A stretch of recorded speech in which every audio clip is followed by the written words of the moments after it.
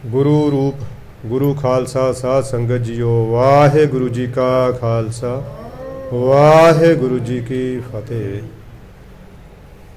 अज धन धन धन श्री गुरु ग्रंथ साहब महाराज अपने पवित्र पावन अंग 186 तो उपरों 7वीं पंक्ति है, राग गौड़ी है।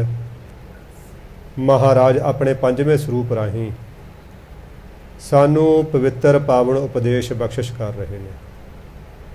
सतगुरु ने दया के घर च आके आपां सारिआं नूं अपनी निੱਘੀ मिठी गोद विच बैठण का सुभाग बख्शिश किया। सतगुरु होर दया करन साडे सारिआं ते, सारिआं दे मन विच सावधानता, एकाग्रता, शरधा, भावना, प्रेम बख्श के शब्द सुरत का मेल कराउंदिआं होइआं अपने इस सुभागीआं घड़ियां दा पूरा पूरा लाहा खट्टण की बल बुद्धि समर्था बख्शण। आओ अपनियां सुरतियां विरतियां नूं संसार वालों संकोचदे होए गुरु चरनां नाल जोड़ के लाहा खट्टिए। सतगुरु पंचम पातशाह अपनी महा मुबारक अति सच्ची सुच्ची परम पावन महा मिठड़ी रसना द्वारा फरमा रहे ने। बुरा भला कोई ना कहीजै, छोड़ मान हर चरण गहीजै। कहने भी तू बुरा भला किसी नूं भी नहीं कहना। साध संगत जी असल दे विच जदों आपां ब्रह्म ਗਿਆਨੀ ਦੀ दृष्टि नाल देखदे हां ਇਹ संसार ਦੇ ਉੱਤੇ ਕੋਈ बुरा ਹੁੰਦਾ ही नहीं, ना कोई भला ਹੁੰਦਾ। ਆਪਾਂ फिर कहने यार साडे माँ बाप भरा गुआंढी सानू तंग करते हैं, असीं तां उन्हां नूं कुछ भी नहीं कहते, फिर वो बुरे नहीं हैगे। नहीं, आम करके आपां कहने यार मेरे सहुरे मेरे पेके मेरे दादके मेरे नानके मैनू बड़ा परेशान करते हैं। कि वो बुरे नहीं हैगे? नहीं, बुरे नहीं हैगे। फिर की है असल दे विच साध संगत जी साडी किस्मत साडे कर्मां दा लेखा जोखा परमात्मा ने किसी दे राही भुगताउणा हुंदा है। जिहदे राही वो सानू चंगा लेखा भुगताउंदा आपां कहना यार ये मुंडा मेरा बड़ा वधिया है। जिहदे राही दूजा लेखा भुगताउणा हुंदा है मुंडा तां साडे हुंदा आपां कहना यार ये बड़ा भैड़ा है। एक्चुअली साडी किस्मत है, साडी किस्मत के मुताबिक जे सानू राक्ष भी मिल जाए ना वो भी सानू देवता स्वरूप होकर मिलूगा जे साडी किस्मत चंगी है। जे साडी किस्मत माड़ी है भाव असी पिछे कंडे बीजे हुए ने फिर सानू देवता भी मिल जाए ना साडा देवता भी कख नहीं सवार सकता। रामायण दे विच इस गल की गवाही आउंदी है। रावण का भरा सी ओह जिहड़ा कुंभकर्ण सी उहदा भरा, वो ब्रह्मा जी की भगती करता हुंदा सी। कुन हज़ारां साल भगती की। वो इच्छा सहत भगती करता सी, इच्छा रख के भगती करता सी कि जदों ब्रह्मा जी मेरे ते प्रसन्न हो गए मैं उदों इंद्र का राज मंगांगा, इंद्रासन मंगांगा। हुण उहदी भगती संपूर्ण हो गई, इंद्र का आसन डोलण लग गया। इंद्र भज्या भज्या गया, ब्रह्मा जी की बेटी जिहड़ी ओह सी ना सरस्वती देवी उहदे कोल गया। यह रामायण मुताबक है, मैं कोई गुरमत दी नहीं, एक एग्जाम्पल दे रहा। उदाहरण बेशक पूरी नहीं ढुकदी हुंदी किसी गल ते, पर फिर भी आपां कोशिश करते हैं उस गल नूं समझण दी ते समझाउण दी। हुण वो ब्रह्मा जी खुश हो गए तो जदों खुश होए उहदा जिहड़ा है संघासन डोलण लग गया। वो दौड़िया गया सरस्वती देवी कोल। सरस्वती देवी नूं कहना माता मैं लुटिया गया, मैं पटिया गया। बई वो कुंभकर्ण हैगा राक्ष, ਉਹਨੇ ਮੰਗਣਾ ਇੰਦਰਾਸਣ। ਜੇ ਇੰਦਰਾਸਣ ਮੰਗ ਗਿਆ ਤਾਂ ਦੇਵਤਿਆਂ ਦੇ ਉੱਤੇ ਉਹ ਰਾਕਸ਼ ਜਿਹੜਾ ਹੈ ਉਹ ਰਾਜ ਕਰੂਗਾ। ਇਹ ਤਾਂ ਗੜਬੜ ਹੋ ਗਈ। ਉਹ ਕਹਿੰਦੀ ਫਿਰ ਮੈਂ ਹੁਣ ਦੱਸ ਕੀ ਕਰ ਸਕਦੀ ਹਾਂ। ਉਹ ਕਹਿੰਦਾ ਤੂੰ ਐਂ ਕਰ ਬੜਾ ਆਪਣਾ ਨਾ ਤੂੰ ਜਾ ਛੋਟਾ ਰੂਪ ਹੋ ਕੇ ਉਹਦੀ ਜੀਭ ਤੇ ਬਹਿ ਜੀ, ਜ਼ੁਬਾਨ ਤੇ ਬਹਿ ਜੀ। ਜਦੋਂ ਉਹ ਇੰਦਰਾਸਣ ਕਹੂਗਾ ਨਾ ਤਾਂ ਉਹ ਤੋਂ ਈੜ ਦੀ ਜਗ੍ਹਾ ਤੇ ਨੰਨਾ ਕਹਾ ਦੀ, ਇੰਦਰਾਸਣ ਕਹਾ ਦੀ। ਕਹਿੰਦੇ ਬਸ ਮੇਰਾ ਕੰਮ ਹੋ ਗਿਆ। ਉਹ ਕਹਿੰਦੇ ਠੀਕ। ਹੁਣ ਜੇ ਤਾਂ ਹੁੰਦੇ ਸਾਡੇ ਗੁਰੂ ਮਹਾਰਾਜ ਬਰਮਾ ਦੀ ਜਗ੍ਹਾ ਤੇ ਸਾਡੇ ਵਾਲੇ ਤਾਂ ਕਹਿੰਦੇ ਪੁੱਤਰਾ ਇਹ ਤੇਰੀ ਡਿਮਾਂਡ ਗਲਤ ਹੈ, ਇਹ ਤੇਰੀ ਮੰਗ ਮੈਂ ਪੂਰੀ ਨਹੀਂ ਕਰ ਸਕਦਾ। ਜੇ ਸਾਡੇ ਵਾਲੇ ਹੁੰਦੇ, ਸਾਡੇ ਵਾਲੇ ਬੜੇ ਦਿਆਲੂ ਨੇ। ਸਾਡੇ ਵਾਲੇ ਜੇ ਅਸੀਂ ਗਲਤ ਕੰਮ ਕਰਦੇ ਹਾਂ ਉਹ ਕਹਿੰਦੇ ਨੇ ਮਿੱਤਰਾ ਗੁਰ ਪੀਰ ਹਮਾ ਤਾਂ ਪਰ ਹੈ ਜਾਂ ਮੁਰਦਾਰ ਨਾ ਖਾਏ। ਉਹ ਇੱਥੇ ਵੀ ਕਹਿੰਦੇ ਨੇ, ਪਰ ਜੇ ਕੋਈ ਬੰਦਾ ਸੱਚੇ ਦਿਲੋਂ ਉਹਨਾਂ ਦੀ ਸ਼ਰਨ 'ਚ ਹੋਵੇ, ਭੋਲੇ ਭਾਵ ਨਾਲ ਤੋਂ ਕਿਸੇ ਬੰਦੇ ਤੋਂ ਗਲਤੀ ਹੋਣ ਲੱਗੇ, ਕਿਸੇ ਸਿੱਖ ਤੋਂ, ਉਹਦੇ ਬਾਰੇ ਸਤਿਗੁਰੂ ਨੇ ਲਿਖਿਆ ਭੂਲੇ ਉਹ ਨਹੀਂ ਜੀ, ਉਹ ਲਿਖਿਆ ਜੀ ਭੂਲੇ ਸਿੱਖ ਗੁਰੂ ਸਮਝਾਏ ਉਜੜ ਜਾਂਦੇ ਮਾਰਗ ਪਾਏ। ਉਹ ਵੀ ਉਹਨਾਂ ਨੇ ਲਿਖਿਆ। ਹੁਣ ਉਹ ਬਰਮਾ ਜੀ ਨੇ ਜਦੋਂ ਉਹ ਕਹਿੰਦੇ ਕੋਈ ਹਾਂ ਕਹਿੰਦੇ ਵੀ ਮੰਗ ਕੀ ਮੰਗਦਾ, ਮੈਂ ਤੇਰੀ ਭਗਤੀ ਤੇ ਬੜਾ ਪ੍ਰਸੰਨ ਹਾਂ।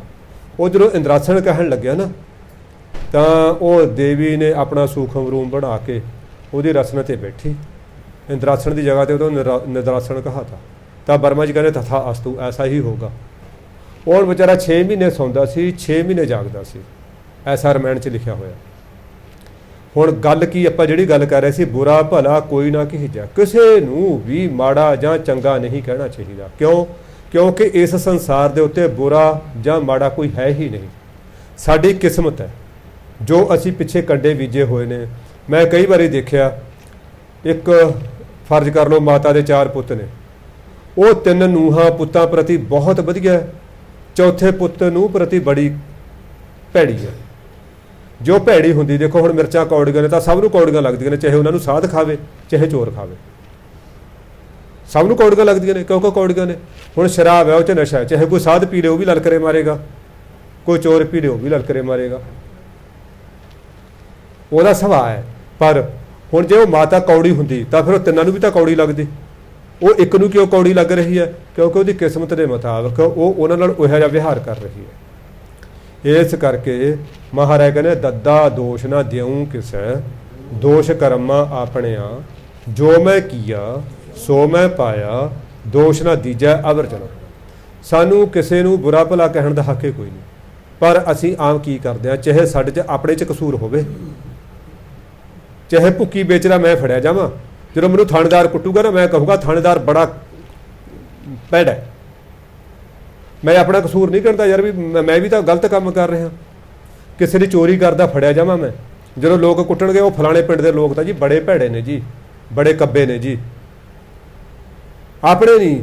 ਦੇਖੋ ਮਹਾਰਾਜ ਪੰਚਮ ਪਾਤਸ਼ਾਹ ਕਹਿੰਦੇ ਨੇ ਦੋਸ ਨਾ ਰੋਸ ਨਾ ਕਾਹੂ ਸੰਗ ਕਰੋ, ਆਪਣ ਆਪ ਵਿਚਾਰ ਹੋਏ ਨਵਾਣਾ ਜਾਗਰ ਹੋ, ਨਾਨਕ ਨਦਰੀ ਪਾਰ। ਕਿਸੇ ਨਾਲ ਸਾਨੂੰ ਰੋਸ ਕਰਨ ਦੀ ਲੋੜ ਨਹੀਂ, ਅਸੀਂ ਆਪਣੀ ਕਿਸਮਤ ਦੇਖਣੀ ਹੈ। ਸਾਡੀ ਕਿਸਮਤ ਦੇ ਮੁਤਾਬਕ ਕਈ ਵਾਰੀ ਸਾਡੇ ਨਾਲ ਚੰਗੇ ਬੰਦੇ ਵੀ, ਜਿਨ੍ਹਾਂ ਦੀ ਲੋਕ ਉਪਮਾ ਕਰਦੇ ਨੇ, ਉਹ ਵੀ ਸਾਡੇ ਨਾਲ ਮਾੜਾ ਵਿਹਾਰ ਕਰਦੇ ਨੇ। ਕਈ ਵਾਰੀ ਮੈਂ ਦੇਖਿਆ ਜਿਨ੍ਹਾਂ ਨੂੰ ਲੋਕ ਮਾੜਾ ਕਹਿੰਦੇ ਨੇ ਨਾ, ਮੈਂ ਆਮ ਕਰਕੇ ਦੇਖਿਆ ਸਾਡੇ ਕਾਲਜ ਦੇ ਜਦੋਂ ਉਹ ਮੈਨੂੰ ਕਹਿੰਦੇ ਰਘਵੀਰ ਸਿੰਘ ਜੀ ਤੁਸੀਂ ਉਹ ਫਲਾਣੇ ਮੈਡਮ ਨਾਲ ਕਿਵੇਂ ਕੱਟ ਰਹੇ ਹੋ, ਤਾਂ ਬੜੀ ਕੱਬੀ ਆ। ਮੈਂ ਕਿਹਾ ਵੀ ਮੇਰੇ ਬਾਤ ਤਾਂ ਉਹ ਰੇਸ਼ਮ ਵਰਗੀ ਹੈ, ਮੇਰੇ ਲਈ ਤਾਂ ਠੀਕ ਆ ਉਹ ਵਧੀਆ। ਇੱਕ ਦਿਨ ਮੈਂ ਉਹਨੂੰ ਕਿਹਾ ਮੈਡਮ ਨੂੰ, ਉਹ ਸੀ ਕਿਸੇ ਫੌਜੀ ਅਫਸਰ ਦੇ ਘਰ, ਮੈਂ ਕਿਹਾ ਮੈਡਮ ਲੋਕ ਮੈਨੂੰ ਐਂ ਕਹਿੰਦੇ ਨੇ ਵੀ ਰਘਵੀਰ ਸਿੰਘ ਤੂੰ ਉਹ ਮੈਡਮ ਨਾਲ ਕਿਵੇਂ ਕੱਟ ਰਿਹਾ। ਕਹਿੰਦੇ ਤੈਨੂੰ ਕੀ ਲੱਗਿਆ? ਮੈਂ ਕਿਹਾ ਜੀ ਮੈਨੂੰ ਤਾਂ ਠੀਕ ਲੱਗ ਰਿਹਾ, ਮੇਰੇ ਨਾਲ ਤਾਂ ਠੀਕ ਵਿਹਾਰ ਚੱਲ ਰਿਹਾ। ਕਹਿੰਦੇ ਬਸ ਫਿਰ ਗੱਲ ਫਿਰ ਉਹੀ ਹੋ ਗਈ ਕਿਸਮਤ ਦੀ, ਜਾਂ ਆਪਣੇ 'ਚ ਕਸੂਰ ਹੁੰਦਾ। ਅਸੀਂ ਆਪਣਾ ਕਸੂਰ ਦੂਸਰੇ 'ਤੇ ਥੱਪਣ ਦੀ ਸਾਨੂੰ ਇਹ ਮੁੱਢ ਕਦੀਮੀ ਆਦਤ ਹੈ। ਗਲਤੀ ਸਾਥੋਂ ਹੋਈ ਹੁੰਦੀ ਆ, ਅਸੀਂ ਆਮ ਕਰਕੇ ਦੂਜੇ 'ਤੇ ਦੋਸ਼ ਦੇ ਦਿੰਦੇ ਹਾਂ, ਲੈ ਯਾਰ ਜੇ ਤੂੰ ਐ ਨਾ ਕਰਦਾ ਨਾ ਫਿਰ ਐ ਨਹੀਂ ਹੋਣਾ ਸੀ, ਫਿਰ ਅਸੀਂ ਇਹ ਕਰ। ਪਰ ਮਹਾਰਾਜ ਜੀ ਕਹਿੰਦੇ ਬੁਰਾ ਭਲਾ ਕੋਈ ਨਾ ਕੀਜੈ, ਕਿਸੇ ਨੂੰ ਬੁਰਾ ਭਲਾ ਕਹਿਣ ਦੀ ਜ਼ਰੂਰਤ ਨਹੀਂ ਹੈ। ਛੋੜ ਮਾਨ ਹਰ ਚਰਨ ਕੀਜੈ, ਆਪਣਾ ਮਾਨ ਛੱਡ, ਆਪਣਾ ਹੰਕਾਰ ਛੱਡ, ਆਪਣੀ ਹਉਮੈ ਛੱਡ, ਗੁਰੂ ਦੇ ਚਰਨ ਪਕੜ, ਪਰਮਾਤਮਾ ਦੇ ਚਰਨ ਪਕੜ। ਚਰਨ ਪਕੜਨ ਦਾ ਮਤਲਬ ਪਰਮਾਤਮਾ ਦੀ ਰਜ਼ਾ ਦੇ ਵਿੱਚ ਆ ਜਾ।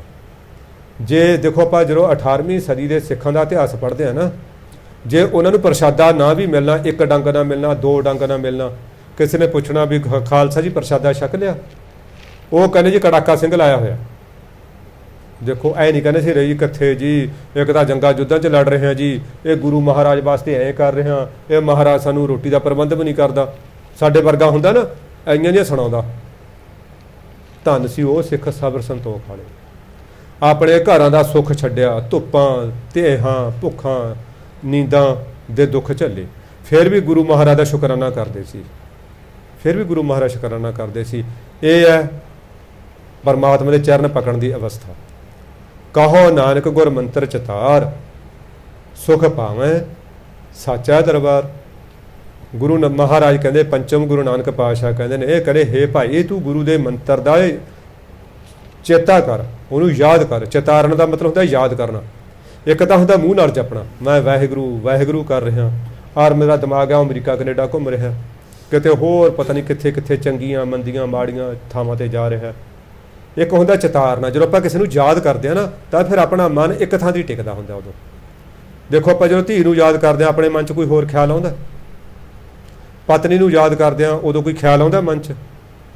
ਪਤੀ ਨੂੰ ਯਾਦ ਕਰਦੇ ਆ ਉਦੋਂ ਆਪਣੇ ਮਨ 'ਚ ਖਿਆਲ ਆਉਂਦਾ ਕੋਈ? ਪਰ ਪ੍ਰੋਬਲਮ ਇਹ ਹੈ ਵੀ ਜਦੋਂ ਅਸੀਂ ਗੁਰੂ ਨੂੰ ਯਾਦ ਕਰਦੇ ਆ, ਪਰਮਾਤਮਾ ਨੂੰ ਯਾਦ ਕਰਦੇ ਆ, ਉਦੋਂ ਪੂਰੇ ਬਰੋਲੇ ਆਉਂਦੇ ਨੇ ਵਿਚਾਰਾਂ ਦੇ, ਪੁੱਠੇ ਸਿੱਧੇ ਉਲਟੇ ਪਤਾ ਨਹੀਂ ਕੀ ਜਿਹੜੇ ਸਾਡੇ ਕੰਮ ਦੀਆਂ ਗੱਲਾਂ ਵੀ ਨਹੀਂ ਨਾ, ਉਹ ਵੀ ਸਾਡੇ ਮਨ 'ਚ ਆਉਂਦੀਆਂ ਨੇ, ਪੂਰੀਆਂ ਹਨੇਰੀਆਂ ਝੁੱਲੀਆਂ ਹੁੰਦੀਆਂ ਨੇ।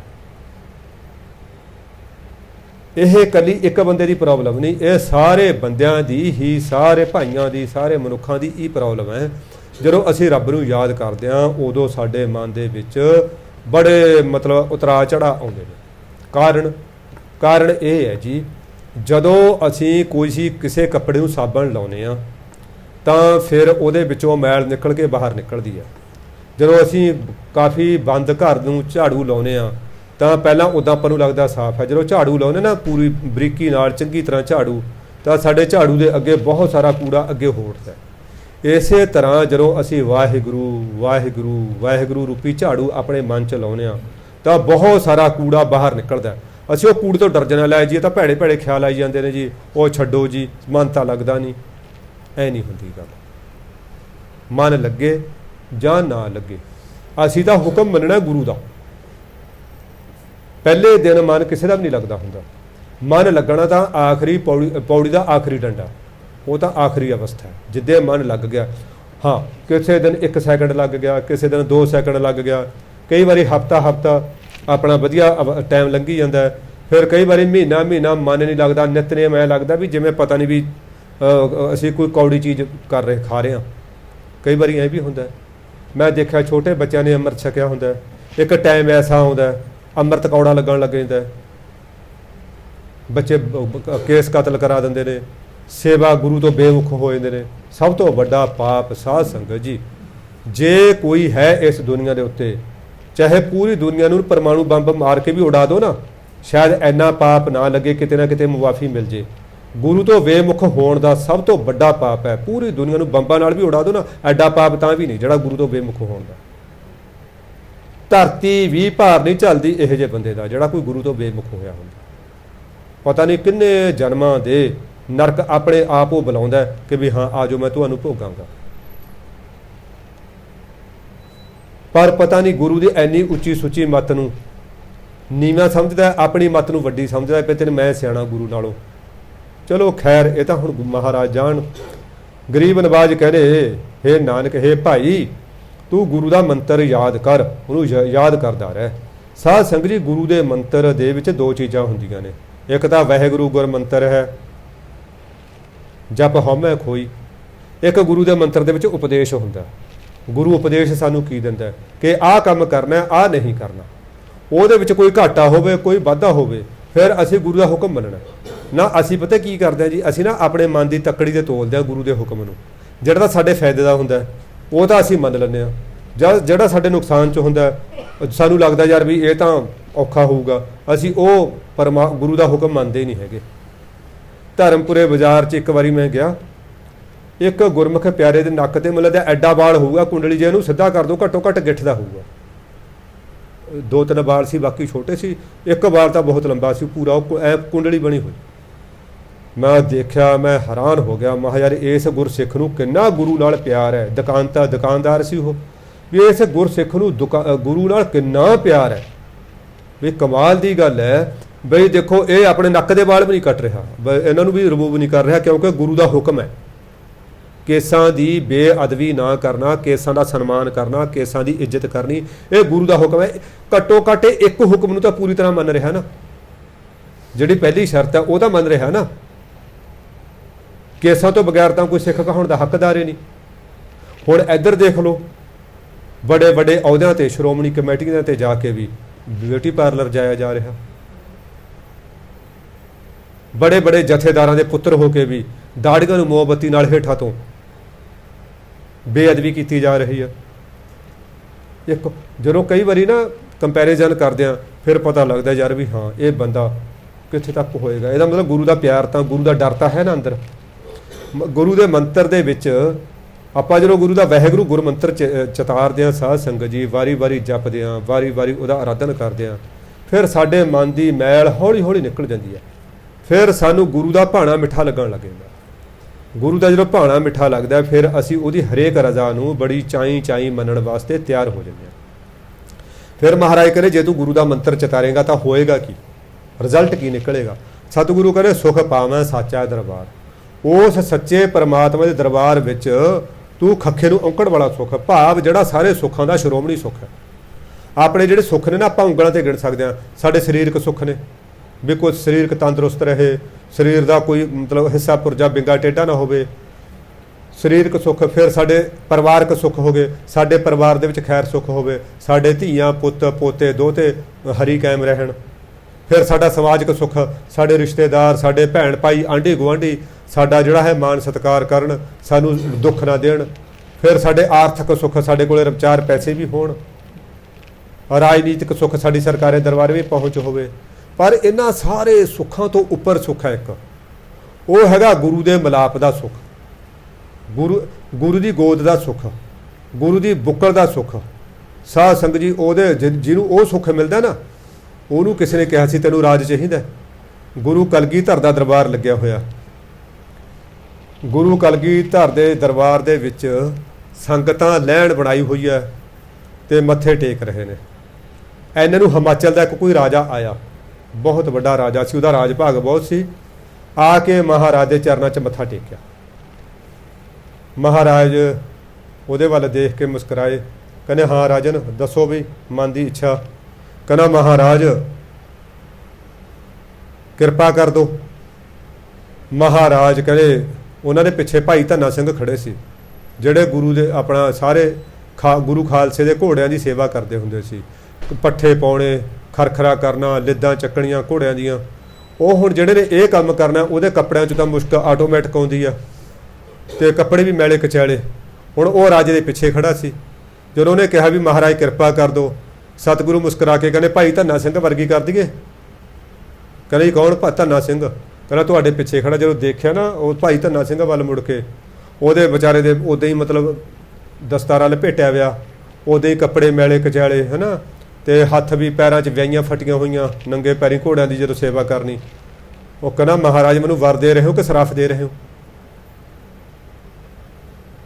ਕਹਿੰਦੇ ਭਾਈ ਫਿਰ ਦੱਸ, ਬੋਲ ਕੇ ਦੱਸ ਕੀ ਕਿਰਪਾ ਕਰੀਏ। ਕਹਿੰਦੇ ਰਾਜ ਵੱਡਾ ਹੋਵੇ, ਕਾਇਮ ਰਹੇ। ਉਹ ਕਹਿੰਦੇ ਠੀਕ ਆ ਤਥਾਸਤੂ ਮਹਾਰਾਜ ਕਰੇ। ਐਨੇ ਨੂੰ ਉਹ ਭਾਈ ਅਜੇ ਉਹ ਲੰਘੇ ਹੀ ਹੈ, ਭਾਈ ਧੰਨਾ ਸਿੰਘ ਦੀ ਵਾਰੀ ਆ ਗਈ। ਬੜੇ ਅਦਬ ਸਤਿਕਾਰ ਨਾਲ ਦੋਏ ਹੱਥ ਜੋੜ ਕੇ ਸਤਿਗੁਰੂ ਦੇ ਚਰਨਾਂ 'ਤੇ ਮੱਥਾ ਟਿਕਾਇਆ। ਪ੍ਰੇਮ ਦਾ ਜਲ ਅੱਖਾਂ 'ਚੋਂ ਵਹਿਆ, ਸਿੱਧਾ ਹੋਇਆ। ਮਹਾਰਾਜ ਕਹਿੰਦੇ ਧੰਨਾ ਸਿਆਂ ਕੀ ਚਾਹੀਦਾ? ਕਹਿੰਦੇ ਮਹਾਰਾਜ ਕਿਰਪਾ ਕਰ ਦਿਓ। ਕਹਿੰਦੇ ਆ ਰਾਜੇ ਵਰਗੀ ਕਰ ਦਈਏ। ਅੱਗੋਂ ਵੀ ਕਹਿੰਦਾ ਮਹਾਰਾਜ ਵਰ ਦੇ ਰਹੇ ਹੋ ਕਿ ਸਰਾਫ ਦੇ ਰਹੇ ਹੋ? ਆ ਜਿਹੜਾ ਰਾਜ ਭਾਗ ਮੈਨੂੰ ਦੇ ਰਹੇ ਹੋ, ਇਹ ਮੈਨੂੰ ਵਰ ਦੇ ਰਹੇ ਹੋ ਕਿ ਸਰਾਫ ਦੇ ਰਹੇ ਹੋ?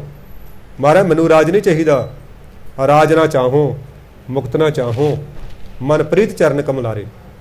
ਸਤਿਗੁਰੂ ਮੈਨੂੰ ਤੇਰੇ ਚਰਨਾਂ ਦੀ ਪ੍ਰੀਤੀ ਚਾਹੀਦੀ ਆ। ਜੋ ਮਹਾਰਾਜ ਕੀ ਕਹਿੰਦੇ ਨੇ, ਜੋ ਸੁਖ ਪ੍ਰਭ ਗੋਬਿੰਦ ਕੀ ਸੇਵਾ, ਸੋ ਸੁਖ ਰਾਜ ਨਾ ਲਹੀਐ। ਉਹ ਰਾਜ ਭਾਗ 'ਚ ਕਿੱਥੇ ਸੁਖ ਹੈ? ਉਹ ਜਿਹੜਾ ਗੁਰੂ ਮਹਾਰਾਜ ਦੇ ਚਰਨਾਂ ਦੀ ਸੇਵਾ ਦਾ ਸੁੱਖ ਹੈ ਸਾਧ ਸੰਗਤ ਜੀਓ, ਉਹ ਰਾਜ ਭਾਗ ਦਾ ਸੁੱਖ ਨਹੀਂ ਹੈ। ਉਹ ਕੋਈ ਰੂਪ ਰੰਗ ਭੋਗਣ 'ਚ ਸੁੱਖ ਨਹੀਂ ਹੈ। ਉਹ ਕੋਈ ਨਸ਼ੇ ਮਹਿੰਗੇ ਸ਼ਰਾਬਾਂ ਮੀਟਾਂ ਖਾਣ ਦੇ ਵਿੱਚ ਸੁੱਖ ਨਹੀਂ ਹੈ। ਜਿਹੜਾ ਸੁੱਖ ਗੁਰੂ ਮਹਾਰਾਜ ਦੀ ਚਰਨਾਂ ਦੀ ਸੇਵਾ ਦਾ, ਉਹਦੀ ਸੇਵਾ ਕੀ ਹੈ? ਆਗਿਆ ਸਾਮਨਹਿ ਸਹਿਬ ਸੇਵਾ। ਉਹਦਾ ਹੁਕਮ ਮੰਨਣ ਤੋਂ ਵੱਡੀ ਸੇਵਾ ਕੋਈ ਹੈ ਹੀ ਨਹੀਂ। ਲੱਖਾਂ ਕੋਈ ਸੁਖਮਨੀ ਸਾਹਿਬ ਦੇ ਪਾਠ ਕਰੀ ਜਾਵੇ, ਉਹ ਚਾਹੇ 24 ਦੇ 24 ਘੰਟੇ ਗੁਰਦੁਆਰੇ ਭਾਂਡੇ ਮਾਂਜੀ ਜਾਵੇ, ਠੀਕ ਹੈ, ਬਹੁਤ ਵਧੀਆ ਕਰਮ ਹੈ। ਪਰ ਜੇ ਉਹਦੀ ਆਗਿਆ ਨਹੀਂ ਮੰਨਦਾ ਨਾ ਗੁਰੂ ਦੀ, ਫਿਰ ਘਰੇ ਆ ਕੇ ਪਊਆ ਖੋਲ੍ਹਦਾ, ਜਾਂ ਮਤਲਬ ਕੋਈ ਜੂਆ ਖੇਡਦਾ, ਕੋਈ ਭੈੜੇ ਸਿੱਧੇ ਕੰਮ ਕਰਦਾ, ਇਹਦਾ ਮਤਲਬ ਹੁਕਮ ਤਾਂ ਮੰਨਿਆ ਨਾ। ਉਹ ਸੇਵਾ ਫਿਰ ਜ਼ਿਆਦਾ ਲਾਭਦਾਇਕ ਨਹੀਂ ਹੁੰਦੀ। ਉਹਦੀ ਸੇਵਾ ਦੇ ਵਿੱਚ, ਉਹਦੇ ਹੁਕਮ ਦੇ ਵਿੱਚ ਰਹਿਣਾ ਹੀ ਸਭ ਤੋਂ ਸ਼੍ਰੋਮਣੀ ਸੇਵਾ। ਫਿਰ ਮਹਾਰਾਜ ਜੀ ਕਹਿੰਦੇ ਉਹਦੇ ਜੇ ਤੂੰ ਨਾ ਸੁੱਖ ਪਾਏਗਾ, ਫਿਰ ਤੂੰ ਖੱਖੇ ਨੂੰ ਔਂਕੜ ਵਾਲਾ, ਭਾਵ ਸ਼੍ਰੋਮਣੀ ਸੁੱਖ, ਜਿਹੜੇ ਸੁੱਖ ਦੇ ਕਲਾਵੇ ਦੇ ਵਿੱਚ ਬਾਕੀ ਸਾਰੇ ਸੁੱਖ ਨੇ, ਸਾਰੇ ਸੁੱਖਾਂ ਦਾ ਜੋੜ ਹੈ ਜਿਹੜਾ ਗ੍ਰੈਂਡ ਟੋਟਲ ਹੈ, ਉਹ ਸੁੱਖ ਤੂੰ ਪਰਮਾਤਮਾ ਦੇ ਦਰਬਾਰ ਵਿੱਚੋਂ, ਸੱਚੇ ਪਰਮਾਤਮਾ ਦੇ ਦਰਬਾਰ ਵਿੱਚੋਂ ਪ੍ਰਾਪਤ ਕਰ ਲਵੇਂਗਾ। ਅੱਗੇ ਗਰੀਬ ਨਵਾਜ਼ ਫਰਮਾਉਂਦੇ ਨੇ, ਗੌੜੀ ਮਹਿਲਾ ਪੰਜਵਾਂ, ਜਾ ਕਾ ਮੀਤ ਸਾਜਣ ਹੈ ਸਮੀਆਂ, ਤਿਸ ਜਨ ਕਾ ਕਹੋ ਕਾਕੀ ਕਮੀਆਂ। ਸਮੀਆਂ ਮੈਣਾ ਹੁੰਦਾ ਸਰਬ ਵਿਆਪਕ, ਸਾਰੀਆਂ ਥਾਵਾਂ ਦੇ ਤੇ ਪਰਿਪੂਰਨ, ਓਮਨੀ ਪ੍ਰੈਜ਼ੈਂਟ। ਉਹ ਜਿਹੜਾ ਸਾਰੀਆਂ ਥਾਵਾਂ ਤੇ ਭਰਪੂਰ ਪਰਮਾਤਮਾ ਹੈ, ਜਿਹੜਾ ਸਾਰੀਆਂ ਥਾਵਾਂ ਤੇ ਪਰਿਪੂਰਨ ਪਰਮਾਤਮਾ ਹੈ, ਜਿਹਦਾ ਮਿੱਤਰ ਹੈ ਉਹ। ਮੀਤ ਮਣੇ ਮਿੱਤਰ। ਕਹਿੰਦੇ ਉਸ ਜਨ ਨੂੰ ਇਹ ਦੱਸੋ ਵੀ ਕਿਸ ਚੀਜ਼ ਦੀ ਕਮੀ ਹੈ। ਉਹਨੂੰ ਕਮੀਓ ਕੋਈ ਨਹੀਂ ਸਾਧ ਸੰਗਤ ਜੀ। ਉਹਨੂੰ ਕੋਈ ਦੁੱਖ ਦੇਣ ਦੀ ਵੀ ਕੋਸ਼ਿਸ਼ ਕਰੇ ਨਾ।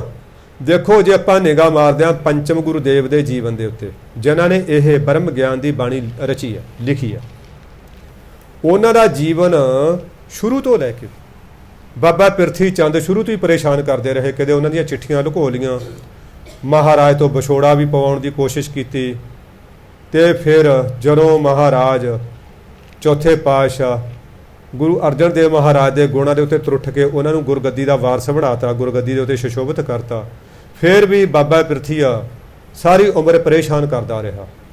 ਸ਼੍ਰੀ ਗੁਰੂ ਅਰਜਨ ਦੇਵ ਮਹਾਰਾਜ ਦੀ ਭਰਜਾਈ ਬੀਬੀ ਕਰਮੋਂ ਸੜੇ ਸੜੇ ਬੋਲ ਬੋਲਦੀ ਰਹੀ। ਫਿਰ ਜਦੋਂ ਉਹਨਾਂ ਦੇ ਸਾਹਿਬਜ਼ਾਦਾ ਗੁਰੂ ਹਰਗੋਬਿੰਦ ਸਾਹਿਬ ਮਹਾਰਾਜ ਨੇ ਜਿਹੜਾ ਹੈ ਪ੍ਰਕਾਸ਼ ਲਿਆ, ਤਾਂ ਫਿਰ ਉਹਨੂੰ ਵੀ ਉਹ ਮਾਰਨ ਦੀ ਕੋਸ਼ਿਸ਼ ਕਰਨ ਦੀ ਬਹੁਤ ਯਤਨ ਕੀਤੇ। ਕਦੇ ਸੁਲਹੀ ਖਾਨ ਨੂੰ ਚੜ੍ਹਾ ਲਿਆਇਆ, ਕਦੇ ਸੁਲਹੀ ਖਾਨ ਨੂੰ ਚੜ੍ਹਾ ਲਿਆਇਆ। ਭਾਵ ਸਾਰੀ ਜ਼ਿੰਦਗੀ ਉੱਦਾਂ ਆਪਣੀ ਨਜ਼ਰ ਤੋਂ ਸੁੱਖਾਂ 'ਚ ਬਤੀਤ ਹੋਈ। ਜੇ ਹੁਣ ਮਹਾਰਾਜ ਨੂੰ ਪੁੱਛੀਏ ਸਤਿਗੁਰੂ ਤੁਸੀਂ ਦੁਖੀ ਹੋ, ਆਪਾਂ ਜੇ ਕਿਸੇ ਦੁਨਿਆਵੀ ਬੰਦੇ ਨੂੰ ਪੁੱਛੀਏ ਜੀ ਦੇਖੋ ਤੁਸੀਂ ਤਾਂ ਮੌਜ ਕਰਦੇ ਹੋ, ਫੋਰਚੂਨਰ ਗੱਡੀਆਂ ਤੁਹਾਡੇ ਕੋਲੇ, ਐ ਮਹਿੰਗੇ ਮਹਿੰਗੇ ਕੱਪੜੇ ਪਾਏ ਨੇ, ਆ ਅੰਗੂਠੇ ਵਰਗੀ ਮੋਟੀ ਚੇਨ ਸੋਨੇ ਦੀ ਗਲ 'ਚ ਪਾਈ ਹੈ, ਹੀਰਿਆਂ ਦੀ ਅੰਗੂਠੀ ਪਾਈ ਹੈ, ਤੁਸੀਂ ਤਾਂ ਬੜੀਆਂ ਮੌਜਾਂ ਕਰਦੇ ਹੋਵੋਗੇ। ਉਹ ਨਾ ਫਿਰ ਚੰਗਿਆੜਾ ਮਾਰਦਾ, ਕਹਿੰਦਾ ਯਾਰ ਮੇਰੇ ਵਰਗਾ ਤਾਂ ਦੁਖੀ ਹੋ ਕੋਈ ਨਹੀਂ, ਨਾ ਮੇਰੀ ਘਰ ਵਾਲੀ ਮੇਰੇ ਆਖੇ ਲੱਗਦੀ ਹੈ, ਨਾ ਮੇਰੀ ਧੀ ਲੱਗਦੀ ਹੈ, ਨਾ ਮੇਰਾ ਪੁੱਤ ਲੱਗਦਾ, ਮੈਨੂੰ ਤਾਂ ਡਾਕਟਰਾਂ ਨੇ ਵੀ ਪੂਰੀ ਖਾਣ ਦੀ ਇਜਾਜ਼ਤ ਨਹੀਂ ਦਿੱਤੀ। ਉਹ ਚੰਗਿਆੜਾ ਮਾਰਦਾ, ਦੁਖੀ ਹੈ।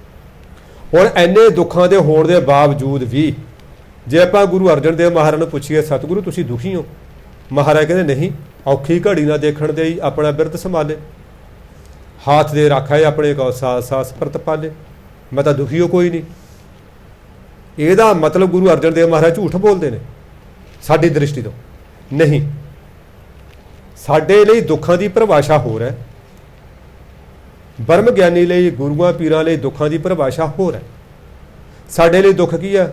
ਸਾਨੂੰ ਤਾਂ ਜੇ ਮਾੜਾ ਚਾਰ ਛਕਾ ਜਾਣ ਪਤਾ ਤਾਂ ਦੁਖੀ ਹੋ ਜਾਂਦੇ ਆ।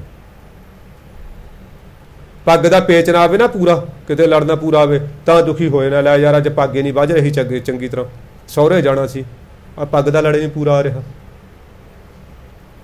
ਕਿਤੇ ਗੱਡੀ ਦਾ ਸਟਾਰਟ ਹੋ ਜਾਏ, 4 ਸੈਲਫ ਲੈ ਲੈ ਤਾਂ ਦੁਖੀ ਹੋਏ ਨੇ ਅਸੀਂ। ਜਵਾਕ ਨਾ ਆਖੇ ਲੱਗੇ ਅਸੀਂ ਤਾਂ ਦੁਖੀ ਹੋਏ ਨੇ। ਸਾਡੇ ਲਈ ਦੁੱਖਾਂ ਦੀ ਪਰਿਭਾਸ਼ਾ ਹੋ ਰਿਹਾ ਹੈ। ਸਾਡੀਆਂ ਲੋੜਾਂ ਥੋੜਾਂ ਸਾਡੇ ਦੁੱਖਾਂ ਦਾ ਕਾਰਨ ਬਣ ਜਾਂਦੀਆਂ ਨੇ। ਪਰ ਗੁਰੂ ਮਹਾਰਾਜ ਵਾਸਤੇ ਦੁੱਖ ਕੀ ਹੈ? ਗੁਰੂ ਵਾਸਤੇ ਦੁੱਖ ਹੈ ਕਿ ਜਬ ਲਗ ਤਾਗਾ ਬਾਹੋਂ ਵੇਹੀ ਤਬ ਲਗ ਵਿਸਰੈ ਰਾਮ ਸਨੇਹੀ। ਗੁਰੂ ਵਾਸਤੇ ਦੁੱਖ ਹੈ ਤੁਧ ਚਿੱਤ ਆਏ ਮਹਾ ਆਨੰਦਾ ਤੁਧ ਵਿਸਰੈ ਮਰ ਜਾਏ। ਉਹਨਾਂ ਵਾਸਤੇ ਇਹ ਦੁੱਖ ਹੈ। ਪਰਮਾਤਮਾ ਤੋਂ ਵਿਸਰਨਾ ਹੀ ਉਹਨਾਂ ਲਈ ਸਭ ਤੋਂ ਵੱਡਾ ਦੁੱਖ ਹੈ। ਉਹ ਕਹਿੰਦੇ ਮੈਨੂੰ ਕਿਤੇ ਵਿਸਰੇ ਨਹੀਂ, ਉਹ ਔਖੀ ਘੜੀ ਨਾ ਦੇਖਣ ਦੀ, ਮੈਨੂੰ ਔਖੀ ਘੜੀ ਦੇਖਣ ਨਹੀਂ ਦਿੱਤੀ। ਹੁਣ ਸਾਨੂੰ ਤਾਂ ਰੱਬ ਚਾਹੇ ਮਹੀਨਾ ਮਹੀਨਾ ਨਾ ਯਾਦ ਆਵੇ, ਅਸੀਂ ਰੱਬ ਤੋਂ ਕੀ ਲੈਣਾ? ਸਾਡਾ ਤਾਂ ਚਾਹੇ ਨਿਤਨੇਮ ਵੀ ਛੁੱਟ ਜੇ, 4 ਦਿਨ ਵਿਆਹ ਵਗ ਜਾਈਏ ਕਿਤੇ ਸਾਲੇ ਦੇ ਮੁੰਡੇ ਦੇ ਵਿਆਹ ਜਾਂ ਕਿਤੇ ਨਾਨਕੇ ਘਰ, ਕਿਤੇ ਚਾਹੇ 4 ਦਿਨ ਨਿਤਨੇਮ ਨਾ ਕਰਕੇ ਸਾਨੂੰ ਤਾਂ ਕੋਈ ਫਰਕ ਹੀ ਨਹੀਂ ਪੈਂਦਾ। ਸਾਡੇ ਵਰਗਿਆਂ ਦੀ ਹਾਲਤ ਦੇਖ ਕੇ ਬਾਬਾ ਫਰੀਦ ਨੇ ਕਿਹਾ ਨਾ, ਅੱਜ ਨਾ ਸੁੱਤੀ ਕੰਤ ਸਿਉ ਅੰਗ ਮੁੜੇ ਮੁੜ ਜਾਹੇ ਜਾਏ ਪੁੱਛੋ ਡਹਾਗਣੀ ਤੁਮ ਕਿਉਂ ਰਹਿਣ ਬਿਹਾਏ। ਵੀ ਮੈਂ ਅੱਜ ਹੀ ਨਹੀਂ, ਮੈਥੋਂ ਕਿਸੇ ਕਾਰਨ ਜਿਹੜਾ ਹੈ ਨਮਾਜ਼ ਪੜ੍ਹੀ ਗਈ, ਮੈਥੋਂ ਪਰਮਾਤਮਾ ਦੀ ਬੰਦਗੀ ਹੋਈ, ਮੇਰੇ ਤਾਂ ਸਰੀਰ 'ਚ ਕੜਵੱਲ ਪੈ ਰਹੇ ਨੇ, ਮੈਨੂੰ ਤਾਂ ਬੜਾ ਘਾਟਾ ਮਹਿਸੂਸ ਹੋ ਰਿਹਾ। ਉਹਨਾਂ ਸਾਖਤਾਂ ਨੂੰ ਜਾ ਕੇ ਪੁੱਛੋ, ਉਹਨਾਂ ਟੁੱਟੇ ਹੋਏ ਮਨੁੱਖਾਂ ਨੂੰ ਜਾ ਕੇ ਪੁੱਛੋ ਜਿਨ੍ਹਾਂ ਨੇ ਕਦੇ ਮਸੀਤ ਨਹੀਂ ਗਏ, ਕਦੇ ਰੱਬ ਦਾ ਨਾਂ ਨਹੀਂ ਲਿਆ, ਵੀ ਉਹਨਾਂ ਦੀ ਜੀਵਨ ਰੂਪੀ ਰਾਤ ਕਿਵੇਂ ਟੱਪਦੀ ਹੈ। ਹੁਣ ਅਸੀਂ ਤਾਂ ਇੱਕ ਟੁੱਟੇ ਹੋਏ ਸਾਨੂੰ ਤਾਂ ਲੱਗਦੇ ਨਹੀਂ, ਅਸੀਂ ਤਾਂ ਸੰਸਾਰਕ ਸੁੱਖਾਂ ਦੇ ਵਿੱਚ ਹੀ ਖੱਚਤ ਹਾਂ। ਹੁਣ ਗਰੀਬ ਨਵਾਜ਼ ਮਹਾਰਾਜ ਕਹਿੰਦੇ ਨੇ, ਕਹਿੰਦੇ ਜਿਹਦਾ ਮਿੱਤਰ ਉਹ ਪਰਮਾਤਮਾ ਪਰਿਪੂਰਨ ਪਰਮਾਤਮਾ ਬਣ ਗਿਆ, ਤਾਂ ਫਿਰ ਉਸ ਨੂੰ ਇਹ ਦੱਸੋ ਕਿਸ ਚੀਜ਼ ਦੀ ਕਮੀ ਹੈ? ਭਾਵ ਕਿਸੇ ਵੀ ਚੀਜ਼ ਦੀ ਕਮੀ ਨਹੀਂ ਹੈ। ਉਹਨੂੰ ਰੋਟੀ ਮਿਲੇ ਜਾਂ ਨਾ ਮਿਲੇ, ਉਹਦੇ ਤਨ 'ਤੇ ਕੱਪੜਾ ਹੋਵੇ ਜਾਂ ਨਾ ਹੋਵੇ, ਉਹਨੂੰ ਲੋਕੀ ਮਾਣ ਆਦਰ ਦੇਣ ਜਾਂ ਨਾ ਦੇਣ, ਸਾਧ ਸੰਗਤ ਜੀ ਨੂੰ ਕੋਈ ਫਰਕ ਨਹੀਂ ਪੈਂਦਾ। ਇਹੋ ਜਿਹੇ ਮਨੁੱਖ ਦੀ ਅਵਸਥਾ ਬਾਰੇ ਸਾਡੇ ਗੁਰੂ ਦਾਦਾ ਧੰਨ ਸ਼੍ਰੀ ਗੁਰੂ ਹਰਗੋਬਿੰਦ ਸਾਹਿਬ ਧੰਨ ਸ਼੍ਰੀ ਗੁਰੂ ਤੇਗ ਬਹਾਦਰ ਮਹਾਰਾਜ ਫਰਮਾਉਂਦੇ ਨੇ, ਜੋ ਨਰ ਦੁੱਖ ਮੈਂ ਦੁੱਖ ਨਹੀਂ ਮਾਨੈ ਸੁਖ ਸਨੇਹ ਅਰ ਭਉ ਨਹੀਂ ਜਾ ਕੇ ਕੰਚਨ ਮਾਟੀ ਮਨ। ਦੇਖੋ ਅੱਗੇ ਜਾ ਕੇ ਕਹਿੰਦੇ ਨੇ ਵੀ ਉਹਨਾਂ ਨੂੰ ਮਾਨ ਅਪਮਾਨ ਦੀ ਵੀ ਪਰਵਾਹ ਨਹੀਂ ਹੁੰਦੀ। ਕੋਈ ਗਲ 'ਚ ਹਾਰ ਪਾ ਦੇ ਫੁੱਲਾਂ ਦਾ ਤਾਂ ਵੀ ਕੋਈ ਉਹਨਾਂ ਨੂੰ ਸੁੱਖ ਨਹੀਂ ਹੈਗਾ, ਕੋਈ ਬੱਲੇ ਬੱਲੇ ਕਰਦੇ ਤਾਂ ਕੋਈ ਸੁੱਖ ਨਹੀਂ, ਜੇ ਕੋਈ ਉਹਨਾਂ ਦੇ ਕੱਪੜੇ ਵੀ ਚੁਰਾ ਕੇ ਲੈ ਜੇ ਜਾਂ ਕੋਈ ਉਹਨਾਂ ਨੂੰ ਦੁੱਖ ਦੇਵੇ, ਭੈੜੇ ਬੋਲ ਬੋਲੇ ਤਾਂ ਵੀ ਉਹਨਾਂ ਨੂੰ ਦੁੱਖ ਨਹੀਂ ਕੋਈ। ਹੁਣ ਕਹਿੰਦੇ ਉਹਨਾਂ ਨੂੰ ਭਾਵ ਕਿਸੇ ਚੀਜ਼ ਦੀ ਕਮੀ ਨਹੀਂ। ਰਹਾਉ ਦੀਆਂ ਪੰਗਤੀਆਂ 'ਚ ਸਤਿਗੁਰੂ ਫਰਮਾਉਂਦੇ ਨੇ, ਜਾ ਕੀ ਪ੍ਰੀਤ ਗੋਬਿੰਦ ਸਿਉ ਲਾਗੀ, ਦੁੱਖ ਦਰਦ ਭਰਮਤਾ ਕਾ ਭਾਗੀ। ਜਿਹਦਾ ਪਿਆਰ ਪਰਮਾਤਮਾ ਨਾਲ ਪੈ ਗਿਆ, ਗੋਬਿੰਦ ਮੀਨਜ ਧਰਤੀ ਨੂੰ ਜਾਣਨ ਵਾਲਾ, ਸਾਰੀ ਸ੍ਰਿਸ਼ਟੀ ਦੇ ਦਿਲਾਂ ਦੀਆਂ ਜਾਣਨ ਵਾਲਾ ਪਰਮਾਤਮਾ। ਜਿਹਦਾ ਪਿਆਰ, ਜਿਹਦਾ ਇਸ਼ਕ, ਜਿਹਦੀ ਮੁਹੱਬਤ ਪਰਮਾਤਮਾ ਨਾਲ ਪੈ ਗਈ, ਮਹਾਰਾਜ ਜੀ ਕਹਿੰਦੇ ਉਹਦਾ ਤਾਂ ਦੁੱਖ ਦੇਖੋ। ਦੁੱਖ ਦੇ ਨਾ ਜਿਹਨਾਂ ਕੋਲੇ ਪੋਥੀਆਂ ਨੇ ਧਿਆਨ ਨਾਲ ਦੇਖੋ, ਦੁੱਖ ਦੇ ਖੱਖੇ ਨੂੰ ਵੀ ਔਂਕੜਾ, ਦਰਦ ਦੇ ਦੱਦੇ ਨੂੰ ਵੀ ਔਂਕੜਾ। ਭਾਵ ਸ਼੍ਰੋਮਣੀ ਦਰਦ, ਸ਼੍ਰੋਮਣੀ ਦੁੱਖ, ਵਿਛੋੜੇ ਦਾ ਦੁੱਖ, ਜਿਹਦੇ ਕਲਾਵੇ 'ਚ ਸਾਰੇ ਤਰ੍ਹਾਂ ਦੇ ਦੁੱਖ ਨੇ। ਦੇਖੋ ਸਤਿਗੁਰੂ ਫਰਮਾਉਂਦੇ ਨੇ, ਪਰਮੇਸ਼ਰ ਤੇ ਭੁੱਲਿਆ ਵਿਆਪਣ ਸਭੇ ਰੋਗ। ਸਾਰੇ ਰੋਗ ਭਾਵ ਕਾਮ ਦਾ, ਕ੍ਰੋਧ ਦਾ, ਲੋਭ ਦਾ, ਮੋਹ ਦਾ, ਹੰਕਾਰ ਦਾ, ਈਰਖਾ ਦਾ, ਦਵੈਸ਼ ਦਾ, ਤ੍ਰਿਸ਼ਨਾ ਦਾ, ਹਨਾ, ਇਹ ਹਉਮੈ ਦਾ, ਸਾਰੇ ਰੋਗ ਹੀ ਪਰਮਾਤਮਾ ਤੋਂ ਜਦੋਂ ਆਪਾਂ ਪਿੱਠ ਕਰ ਲੈਂਦੇ ਨਾ, ਫਿਰ ਸਾਨੂੰ ਜਿਹੜਾ ਹੈਗਾ ਉਹ ਡਰਾਉਂਦੇ ਨੇ, ਉਹੀ ਸਾਨੂੰ ਚੰਪੜਦੇ ਨੇ। ਫਿਰ ਜਦੋਂ ਪਰਮਾਤਮਾ ਵੱਲ ਸੂਰਜ, ਪਰਮਾਤਮਾ ਰੂਪੀ ਸੂਰਜ ਵੱਲ ਮੂੰਹ ਹੈ ਨਾ, ਤਾਂ ਉਹ ਰੋਗ ਸਾਡੇ ਪਿੱਛੇ ਚਲੇ ਜਾਂਦੇ ਨੇ, ਉਹ ਰੋਗ ਸਾਨੂੰ ਡਰਾਉਂਦੇ ਨਹੀਂ ਹੈਗੇ। ਦਾਤਾਰ ਪਿਤਾ ਕਹਿੰਦੇ ਫਿਰ ਉਸ ਨੇ ਭਾਵ ਸ਼੍ਰੋਮਣੀ ਦੁੱਖ, ਸ਼੍ਰੋਮਣੀ ਦਰਦ ਕਹਿੰਦੇ ਉਹਦਾ ਭੱਜ ਜਾਂਦਾ, ਜਿਹਦੀ ਪ੍ਰੀਤ ਪੈ ਗਈ ਪਰਮਾਤਮਾ ਨਾਲ। ਸਾਧ ਸੰਗਤ ਜੀ, ਉਹ ਤਾਂ ਦੇਖੋ ਆਪਾਂ ਗੁਰੂ ਅਰਜਨ ਦੇਵ ਮਹਾਰਾਜ ਤਾਂ ਚਲੋ ਬਹੁਤ ਉੱਚੀ ਅਵਸਥਾ ਦੇ ਮਾਲਕ ਸੀ, ਉਹ ਤਾਂ ਤੱਤੀਆਂ ਤਵੀਆਂ ਤੇ ਬੈਠੇ ਮੁਸਕਰਾਉਂਦੇ ਰਹੇ। ਇੱਕ ਵਾਰੀ ਪੜ੍ਹ ਰਹੇ ਸੀ ਜੇਲ੍ਹ ਚਿੱਠੀਆਂ, ਭਾਈ ਸਾਹਿਬ ਭਾਈ ਰਣਧੀਰ ਸਿੰਘ ਦੀ ਕਿਤਾਬ ਹੈ, ਉਹਨਾਂ ਦੀ ਲੈਂਗੁਏਜ ਤਾਂ ਥੋੜ੍ਹੀ ਜਿਹੀ ਔਖੀ ਆ, ਮਤਲਬ ਸਮਝਣੀ ਨਾ ਸਾਡੇ ਬੌਧਿਕ ਪੱਧਰ ਤੋਂ ਉੱਚੀ ਆ। ਉਹਨਾਂ ਨੂੰ ਕਿਸੇ ਜੇਲ੍ਹ ਦੇ ਵਿੱਚ ਅੰਦਰ ਬੰਦ ਕਰਤਾ, ਜਿਹੜਾ ਉਹ ਬੰਦ ਅਹਾਤਾ ਹੁੰਦਾ, ਕਿਉਂਕਿ ਐਜੀਟੇਟਰ ਸੀ ਉਹ, ਅੰਗਰੇਜ਼ ਸਰਕਾਰ ਦੇ ਖਿਲਾਫ ਝੰਡਾ ਚੁੱਕਿਆ ਹੋਇਆ ਸੀ ਉਹਨਾਂ ਨੇ। ਸਰਕਾਰ ਕੋਈ ਵੀ ਹੋਵੇ ਜਿਹੜਾ ਉਹਦੇ ਖਿਲਾਫ ਬੋਲਦਾ, ਉਹਨੂੰ ਕਰੜੀ ਤੋਂ ਕਰੜੀ ਸਜ਼ਾ ਦਿੰਦੀ ਹੈ। ਉਹ ਐਸੇ ਮਤਲਬ ਉਹ 'ਚ ਜੇਲ੍ਹ ਚੱਕੀ 'ਚ ਬੰਦ ਕੀਤਾ, ਜਿੱਥੇ ਨਾ ਬੰਦਾ ਨਾ ਪਰਿੰਦਾ ਕੋਈ ਨਜ਼ਰ ਨਹੀਂ ਆਉਂਦਾ, ਬੇੜੀਆਂ ਪਾਈਆਂ ਹੋਈਆਂ ਨੇ, ਹੱਥ ਕੜੀਆਂ ਲੱਗੀਆਂ ਹੋਈਆਂ ਨੇ, ਅੰਦਰੇ ਬੰਦ, ਬਈ ਇਹਨੂੰ ਬਾਹਰ ਨਿਕਲਣ ਨਹੀਂ ਦੇਣਾ, ਅੰਦਰੇ ਬਸ। ਛੋਟਾ ਜਿਹਾ ਉਹ 8x8 ਦਾ ਕੰਮ ਹੁੰਦਾ, ਚੱਕੀ ਕਹਿੰਦੇ ਨੇ ਜਿਹਨੂੰ, ਵਿੱਚੇ ਫਲਸ਼ ਲੱਗੀ ਹੁੰਦੀ ਆ ਇੱਕ ਸਾਈਡ 'ਤੇ, ਹੈ ਨਾ, ਬਦਬੂ ਵੀ ਆਉਂਦੀ ਆ ਉੱਥੋਂ, ਤੇ ਬੰਦਾ ਵੀ ਪਰਿੰਦਾ ਨਹੀਂ ਕੋਈ ਦੀਂਦਾ। ਉਹ ਸਾਧ ਸੰਗਤ ਜੀ ਕਹਿਣ ਦੀਆਂ ਗੱਲਾਂ ਹੋਰ ਨੇ, ਜਿਹੜਾ ਬੰਦਾ ਉੱਥੇ ਰਹਿੰਦਾ ਨਾ, ਕੰਧਾਂ ਹੀ ਕੰਧਾਂ ਦੀਂਦੀਆਂ ਨੇ, ਕੋਈ ਹੋਰ ਚੀਜ਼ ਦੀਂਦੀ ਨਹੀਂ। ਅਕਾਲਤਾ ਦਾ ਦੁੱਖ ਹੀ ਬੰਦੇ ਦੀ ਮਾਨਸਿਕ ਰੋਗਾਂ ਦਾ ਕਾਰਨ ਬਣ ਜਾਂਦਾ, ਬੰਦਾ ਪਾਗਲ ਹੋ ਜਾਂਦਾ ਉੱਥੇ।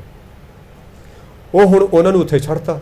ਉਹਨਾਂ ਨੂੰ ਬਾਣੀ ਬਹੁਤ ਜ਼ਿਆਦਾ ਯਾਦ ਸੀ, ਉਹ ਸਾਰਾ ਦਿਨ ਸੁਖਮਨੀ ਸਾਹਿਬ ਦੇ ਪਾਠ, ਜਪਜੀ ਸਾਹਿਬ ਦੇ ਪਾਠ, ਜਾਪ ਸਾਹਿਬ ਦੇ ਪਾਠ, ਹੋਰ ਵਾਹਿਗੁਰੂ ਗੁਰਮੰਤਰ ਦਾ ਜਾਪ। ਉਹਨਾਂ ਨੂੰ ਨੀਂਦ ਬੜੀ ਘੱਟ ਸੀ, ਉਹ ਤਾਂ ਮਤਲਬ ਦਾ ਲੱਗੇ ਰਹੇ। ਉਹ ਰੋਟੀ ਵੀ ਮਤਲਬ ਬੇਸ਼ੱਕ ਘਟ ਗਈ, ਪਰ ਜਦੋਂ ਨਾ ਉਹ ਕਿਤੇ ਮਹੀਨੇ ਸਵਾ ਮਹੀਨੇ ਬਾਅਦ ਅੰਗਰੇਜ਼ ਅਫਸਰ ਆਇਆ, ਚੈੱਕ ਕੀਤਾ, ਜਦੋਂ ਦੇਖਿਆ ਉਹਨਾਂ ਦੇ ਮੂੰਹ ਤੇ ਲਾਲੀਆਂ। ਕਿਉਂਕਿ ਜਿਹੜੀ ਖੁਰਾਕ ਸਾਨੂੰ ਭੋਜਨ ਚੋਂ ਜਿਹੜੀ એનર્ਜੀ ਸਾਨੂੰ ਭੋਜਨ ਚੋਂ ਮਿਲਣੀ ਸੀ, ਜਿਹੜੀ ਤਾਕਤ ਸਾਨੂੰ ਭੋਜਨ ਚੋਂ ਮਿਲਣੀ ਸੀ, ਉਹ ਗੁਰੂ ਦੇ ਪਿਆਰਿਆਂ ਨੂੰ ਉਸ ਨਾਮ ਦੇ ਵਿੱਚੋਂ ਉਹ એનર્ਜੀ ਹਾਸਲ ਹੋ ਜਾਂਦੀ ਆ। ਜਿਹੜਾ ਸਾਨੂੰ ਆਰਾਮ, ਜਿਹੜਾ ਸੁੱਖ ਸਾਨੂੰ ਨੀਂਦ ਚੋਂ ਮਿਲਣਾ ਸੀ, ਆਪਾਂ ਥਕੇਵਾ ਉਤਰ ਜਾਂਦਾ ਨਾ ਜੇ ਸੌਂ ਜੀਏ ਕਿਤੇ ਰੱਜ ਕੇ, ਗੂੜੀ ਨੀਂਦ ਆ ਜੇ, ਐ ਨਾ ਫਿਰ ਸਿਰ ਦੁਖਦਾ ਨਾ ਲੱਤ ਦੁਖਦੀ, ਐਨ ਬਿਲਕੁਲ ਫਰੈਸ਼ ਉੱਠਦੇ ਆਪਾਂ। ਉਹ ਨੀਂਦ ਚੋਂ ਜੋ ਸਾਨੂੰ ਸੁੱਖ ਮਿਲਣਾ ਸੀ, ਜੋ ਤਾਕਤ ਮਿਲਣੀ ਸੀ, ਉਹ ਪਰਮਾਤਮਾ ਦੇ ਨਾਮ ਚੋਂ ਮਿਲਣੀ ਹੈ। ਦੇਖੋ ਇੱਕ ਪੰਕਤੀ ਵੀ ਆਉਂਦੀ ਆ, ਮੈਨੂੰ ਵਿਸਰ ਗਈ, ਬਈ ਉੱਥੇ ਨਾ ਨੀਂਦ ਹੈ ਨਾ ਭੁੱਖ ਹੈ।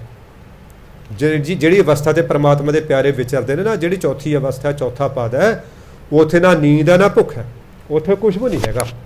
ਉੱਥੇ ਭੋਜਨ ਦੀ ਵੀ ਕੋਈ ਮੁਹਤਾਜੀ ਨਹੀਂ ਹੈ, ਭੋਜਨ ਮਿਲ ਗਿਆ ਤਾਂ ਮਿਲ ਗਿਆ, ਨਾ ਮਿਲਿਆ ਕੋਈ ਮਤਲਬ ਹੀ ਨਹੀਂ ਹੈ। ਉਹਨੂੰ ਇਹ ਸਨਾਤਨ ਧਰਮੀਆਂ ਚੌਥੀ ਭੂਮਿਕਾ ਸੱਤਵੀਂ ਭੂਮਿਕਾ ਕਹਿੰਦੇ ਨੇ, ਵੀ ਸੱਤਵੀਂ ਭੂਮਿਕਾ 'ਚ ਵਿਚਰ ਰਿਹਾ ਬੰਦਾ। ਇੱਧਰ ਆਪਣੇ ਸੰਤ ਮਹਾਂਪੁਰਸ਼ ਵੀ ਜਦੋਂ ਉਸ ਭੂਮਿਕਾ 'ਚ ਚਲੇ ਜਾਂਦੇ ਨੇ ਸਾਧ ਸੰਗਤ ਜੀ, ਫਿਰ ਕਈ ਵਾਰੀ ਉਹਨਾਂ ਨੂੰ ਕਹਿਣਾ ਪੈਂਦਾ, ਜਿਵੇਂ ਆਪਣੇ ਪ੍ਰੈਜ਼ੀਡੈਂਟ ਸਾਹਿਬ ਨੇ, ਵੀ ਮਹਾਰਾਜ ਪ੍ਰਸ਼ਾਦੇ ਦਾ ਟਾਈਮ ਹੋ ਗਿਆ, ਪ੍ਰਸ਼ਾਦਾ ਛਕ ਲਓ। ਫਿਰ ਅੱਛਾ ਭਾਈ ਲਓ ਛਕ ਲੈਂਦੇ। ਜੇ ਕਿਸੇ ਨੇ 5 ਮਿੰਟਾਂ ਬਾਅਦ ਵੀ ਕਹਤਾ ਮਹਾਰਾਜ ਪ੍ਰਸ਼ਾਦਾ ਛਕ ਲਓ, ਅੱਛਾ ਉਹਨਾਂ ਨੂੰ ਪਤਾ ਹੀ ਨਹੀਂ ਹੁੰਦਾ ਵੀ ਛਕ ਲਿਆ, ਅੱਛਾ ਲੈ ਛਕ ਲੈਂਦੇ ਭਾਈ। ਜੇ ਇਹ ਨਹੀਂ ਪਤਾ 2 ਮਹੀਨੇ ਨਾ ਖਵਾਓ, ਫਿਰ ਵੀ ਕੋਈ ਇਹ ਨਹੀਂ ਕਿ ਜੀ ਅਸੀਂ ਪ੍ਰਸ਼ਾਦਾ ਛਕਣਾ। ਕਿਸੇ ਨੇ ਕੱਪੜੇ ਪਵਾਤੇ, ਮਹਿੰਗੇ ਪਵਾਤੇ, ਸਸਤੇ ਪਵਾਤੇ, ਖੁੱਲੇ ਪਵਾਤੇ, ਭੀੜੇ ਪਵਾਤੇ, ਕੋਈ ਉਹ ਨਹੀਂ, ਇਹ ਮਥਾਜੀ ਤੋਂ ਉੱਪਰ ਹੁੰਦੇ ਨੇ। ਮਹਾਰਾਜ ਜੀ ਕਹਿੰਦੇ ਫਿਰ ਉਸ ਜਿਹੜਾ ਹੈ ਮਤਲਬ ਉਹਨਾਂ ਨੂੰ ਕਿਸੇ ਕਿਸਮ ਦਾ ਦੁੱਖ ਨਹੀਂ ਹੁੰਦਾ, ਕਿਸੇ ਭੁੱਖ ਨਹੀਂ ਹੁੰਦੀ। ਹੁਣ ਜਦੋਂ ਭਾਈ ਰਣਧੀਰ ਸਿੰਘ ਤੋਂ ਪੁੱਛਿਆ ਵੀ ਰਣਧੀਰ ਸਿੰਘ ਤੁਹਾਨੂੰ ਇੱਥੇ ਪ੍ਰੋਬਲਮ ਨਹੀਂ ਆਈ, ਉਹ ਕਹਿੰਦੇ ਨਾ, ਕਹਿੰਦੇ ਤੁਮ ਇਕੱਲੇ ਤੇ, ਕਹਿੰਦਾ ਤੁਹਾਨੂੰ ਕੌਣ ਕਹਿੰਦਾ ਇਕੱਲੇ ਆ। ਉਹਨਾਂ ਨੇ ਬਾਣੀ ਦਾ ਸ਼ਬਦ ਪੜ੍ਹਿਆ, ਸਤਿਗੁਰ ਸੰਗ ਸਦਾ ਹੈ ਨਾਲੇ, ਨਾ ਹਾਂ ਗੁਰ ਮੇਰਾ ਸੰਗ ਸਦਾ ਹੈ ਨਾਲੇ, ਵੀ ਮੈਂ ਗੁਰੂ ਨੂੰ ਮੇਰੇ ਨਾਲ ਹੈ।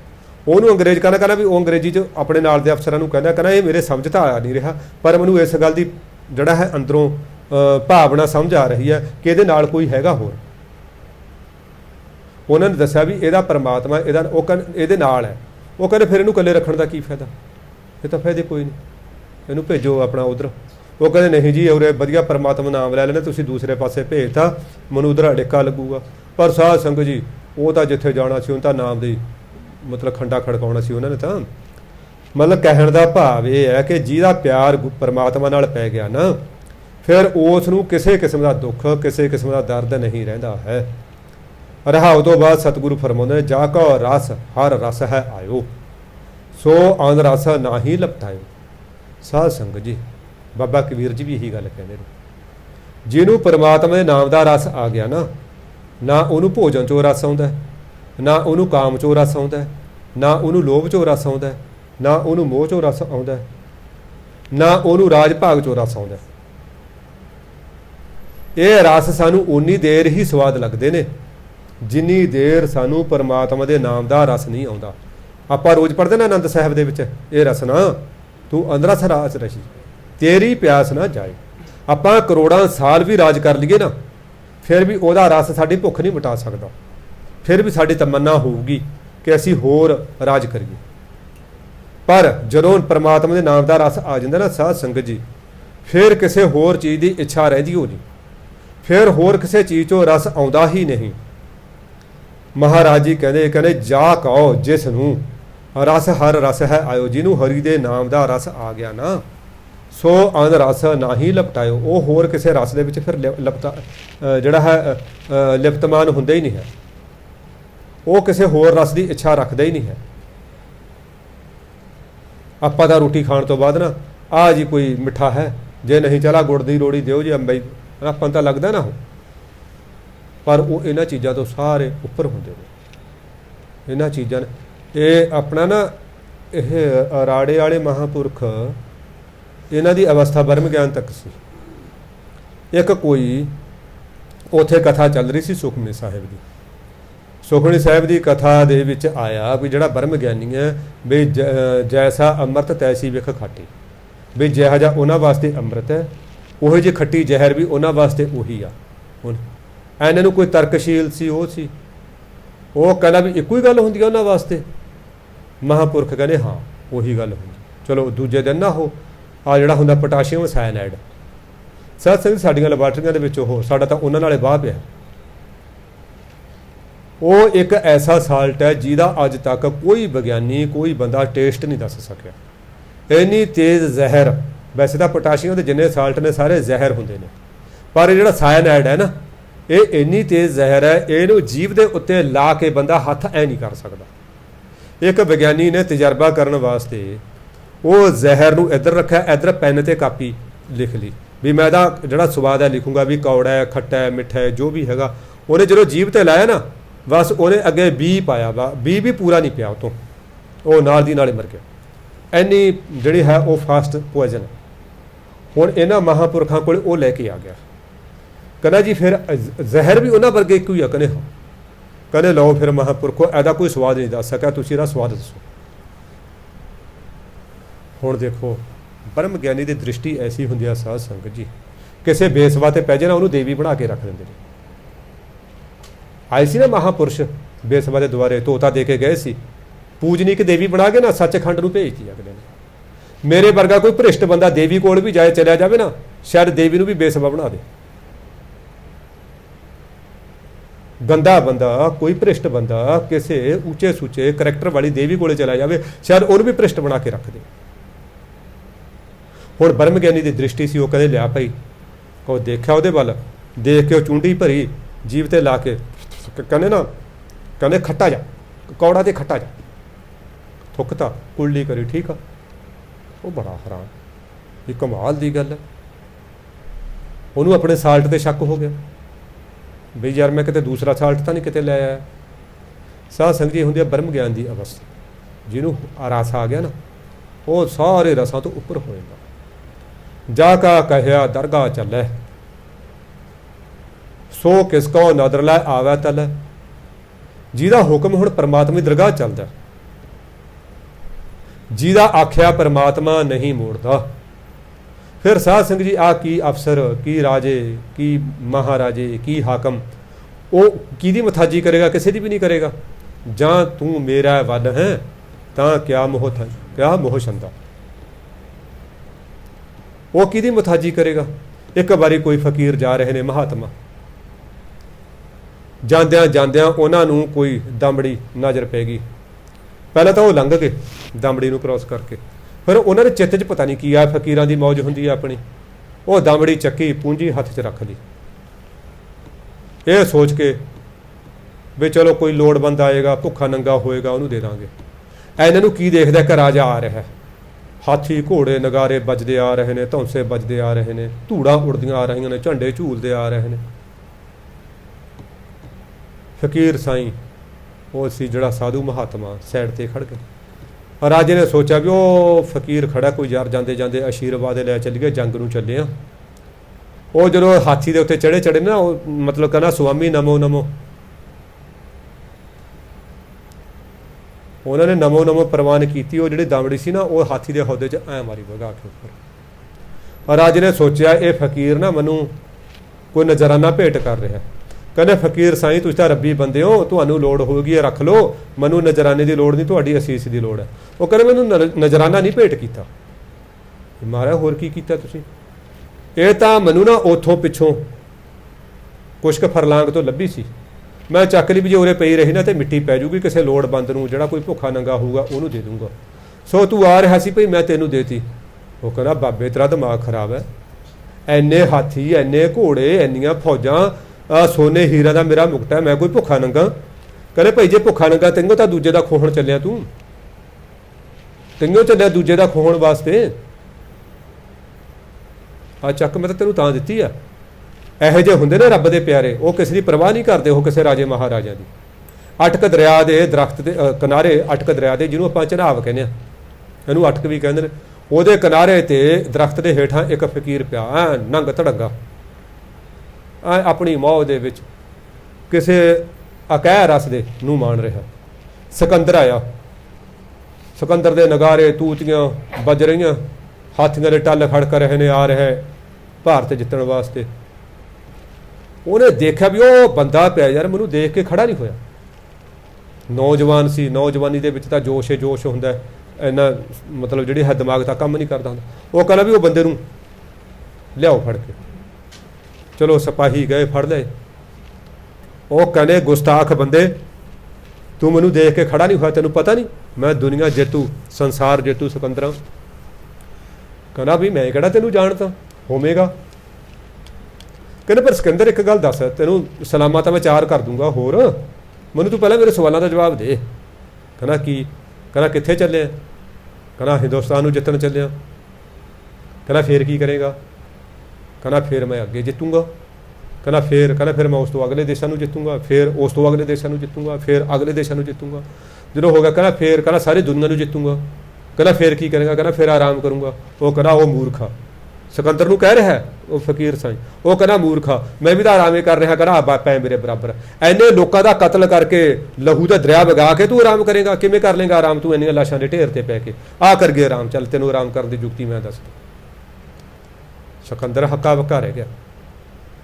ਇਹੋ ਜਿਹੇ ਹੁੰਦੇ ਨੇ ਰੱਬ ਦੇ ਪਿਆਰੇ, ਇਹ ਨਹੀਂ ਪਰਵਾਹ ਕਰਦੇ ਹੁੰਦੇ। ਸੰਤ ਬਾਬਾ ਆਤਰ ਸਿੰਘ ਮਸਤੂਆਣੇ ਵਾਲਿਆਂ ਨੂੰ ਵੈਸ ਰਾਏ ਨੇ ਦਿੱਲੀ ਬੁਲਾਇਆ, ਪੂਰੇ ਭਾਰਤ ਦੇ ਰਾਜੇ ਬੁਲਾਏ, ਛੋਟੇ ਮੋਟੇ ਵੱਡੇ ਰਾਜੇ ਮਹਾਰਾਜੇ, 500 ਪਤਾ ਨਹੀਂ 46 ਪਤਾ ਨਹੀਂ ਕਿੰਨੇ ਰਾਜੇ ਉੱਥੇ ਇਕੱਠੇ ਹੋਏ। ਮਹਾਂਪੁਰਖ ਜਦੋਂ ਹਾਥੀ ਤੇ ਗਏ ਨਾ, ਤਾਂ ਜਿਹੜੀਆਂ ਉਹਨਾਂ ਦੀਆਂ ਮੇਮਾਂ ਸੀ ਉਹ ਦੇਖ ਰਹੇ ਸੀ। ਬੜੇ ਉੱਚੇ ਥਾਂ ਤੇ ਉਹਨਾਂ ਨੂੰ ਸੁਸ਼ੋਭਿਤ ਕੀਤਾ ਗਿਆ ਦਿੱਲੀ। ਤਾਂ ਬੜੇ ਰਾਜੇ ਬੈਠੇ ਨੇ ਤੇ ਚਲੋ ਉਹਨਾਂ ਨੂੰ ਕਿਹਾ ਜੀ ਕੁਛ ਬੋਲੋ। ਉਹਨਾਂ ਨੇ ਆਪਣਾ ਵਾਜਾ ਚੱਕਿਆ, ਵੈਸਰਾਏ ਵੀ ਬੈਠਾ ਦੇਖੋ, ਜਿਹੜਾ ਜਿਹਦਾ ਝੰਡਾ ਮਤਲਬ ਲਗਭਗ ਸਾਰੀ ਦੁਨੀਆ ਤੇ ਝੂਲਦਾ, ਸਾਰੀ ਦੁਨੀਆ ਤੇ ਝੂਲਦਾ, ਉਹ ਵੀ ਬੈਠਾ ਬਾਜਾ ਵਜਾ ਰਹੇ ਨੇ। ਕੀ ਗਾ ਰਹੇ ਨੇ? ਕਹਿੰਦੇ ਵੱਡੇ ਵੱਡੇ ਦੁਨੀਆ ਦੇ ਰਾਜੇ ਖਾਲੀ ਜਾਂਦੇ ਨਾਮ ਤੋਂ ਬਿਨਾਂ। ਕੋਈ ਪਰਵਾਹ ਨਹੀਂ ਕਰੀ ਜਾ ਰਿਹਾ ਵੀ ਸਾਰੇ ਰਾਜੀ ਬੈਠੇ ਨੇ, ਮੈਂ ਇਹਨਾਂ ਦੇ ਹੱਡ ਤੇ ਮਾਰ ਰਿਹਾ।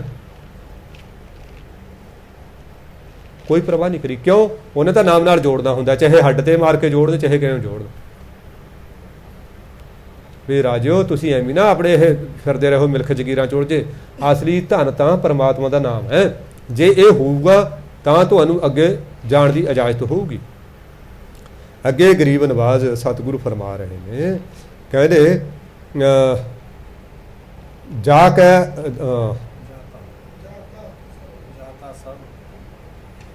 ਹਾਂ ਜਾ ਕਾ ਸਭ ਕਿਛ ਤਾਕਾ ਹੋਏ। ਕਹਿੰਦੇ ਜਿਹੜੇ ਪਰਮਾਤਮਾ ਦਾ ਸਾਰਾ ਕੁਛ ਰਚਿਆ ਹੋਇਆ, ਕਹਿੰਦੇ ਉਸ ਦਾ ਬਣ ਜਾ। ਤਾਕਾ ਹੋਏ ਉਹਦਾ ਬਣ ਜਾ।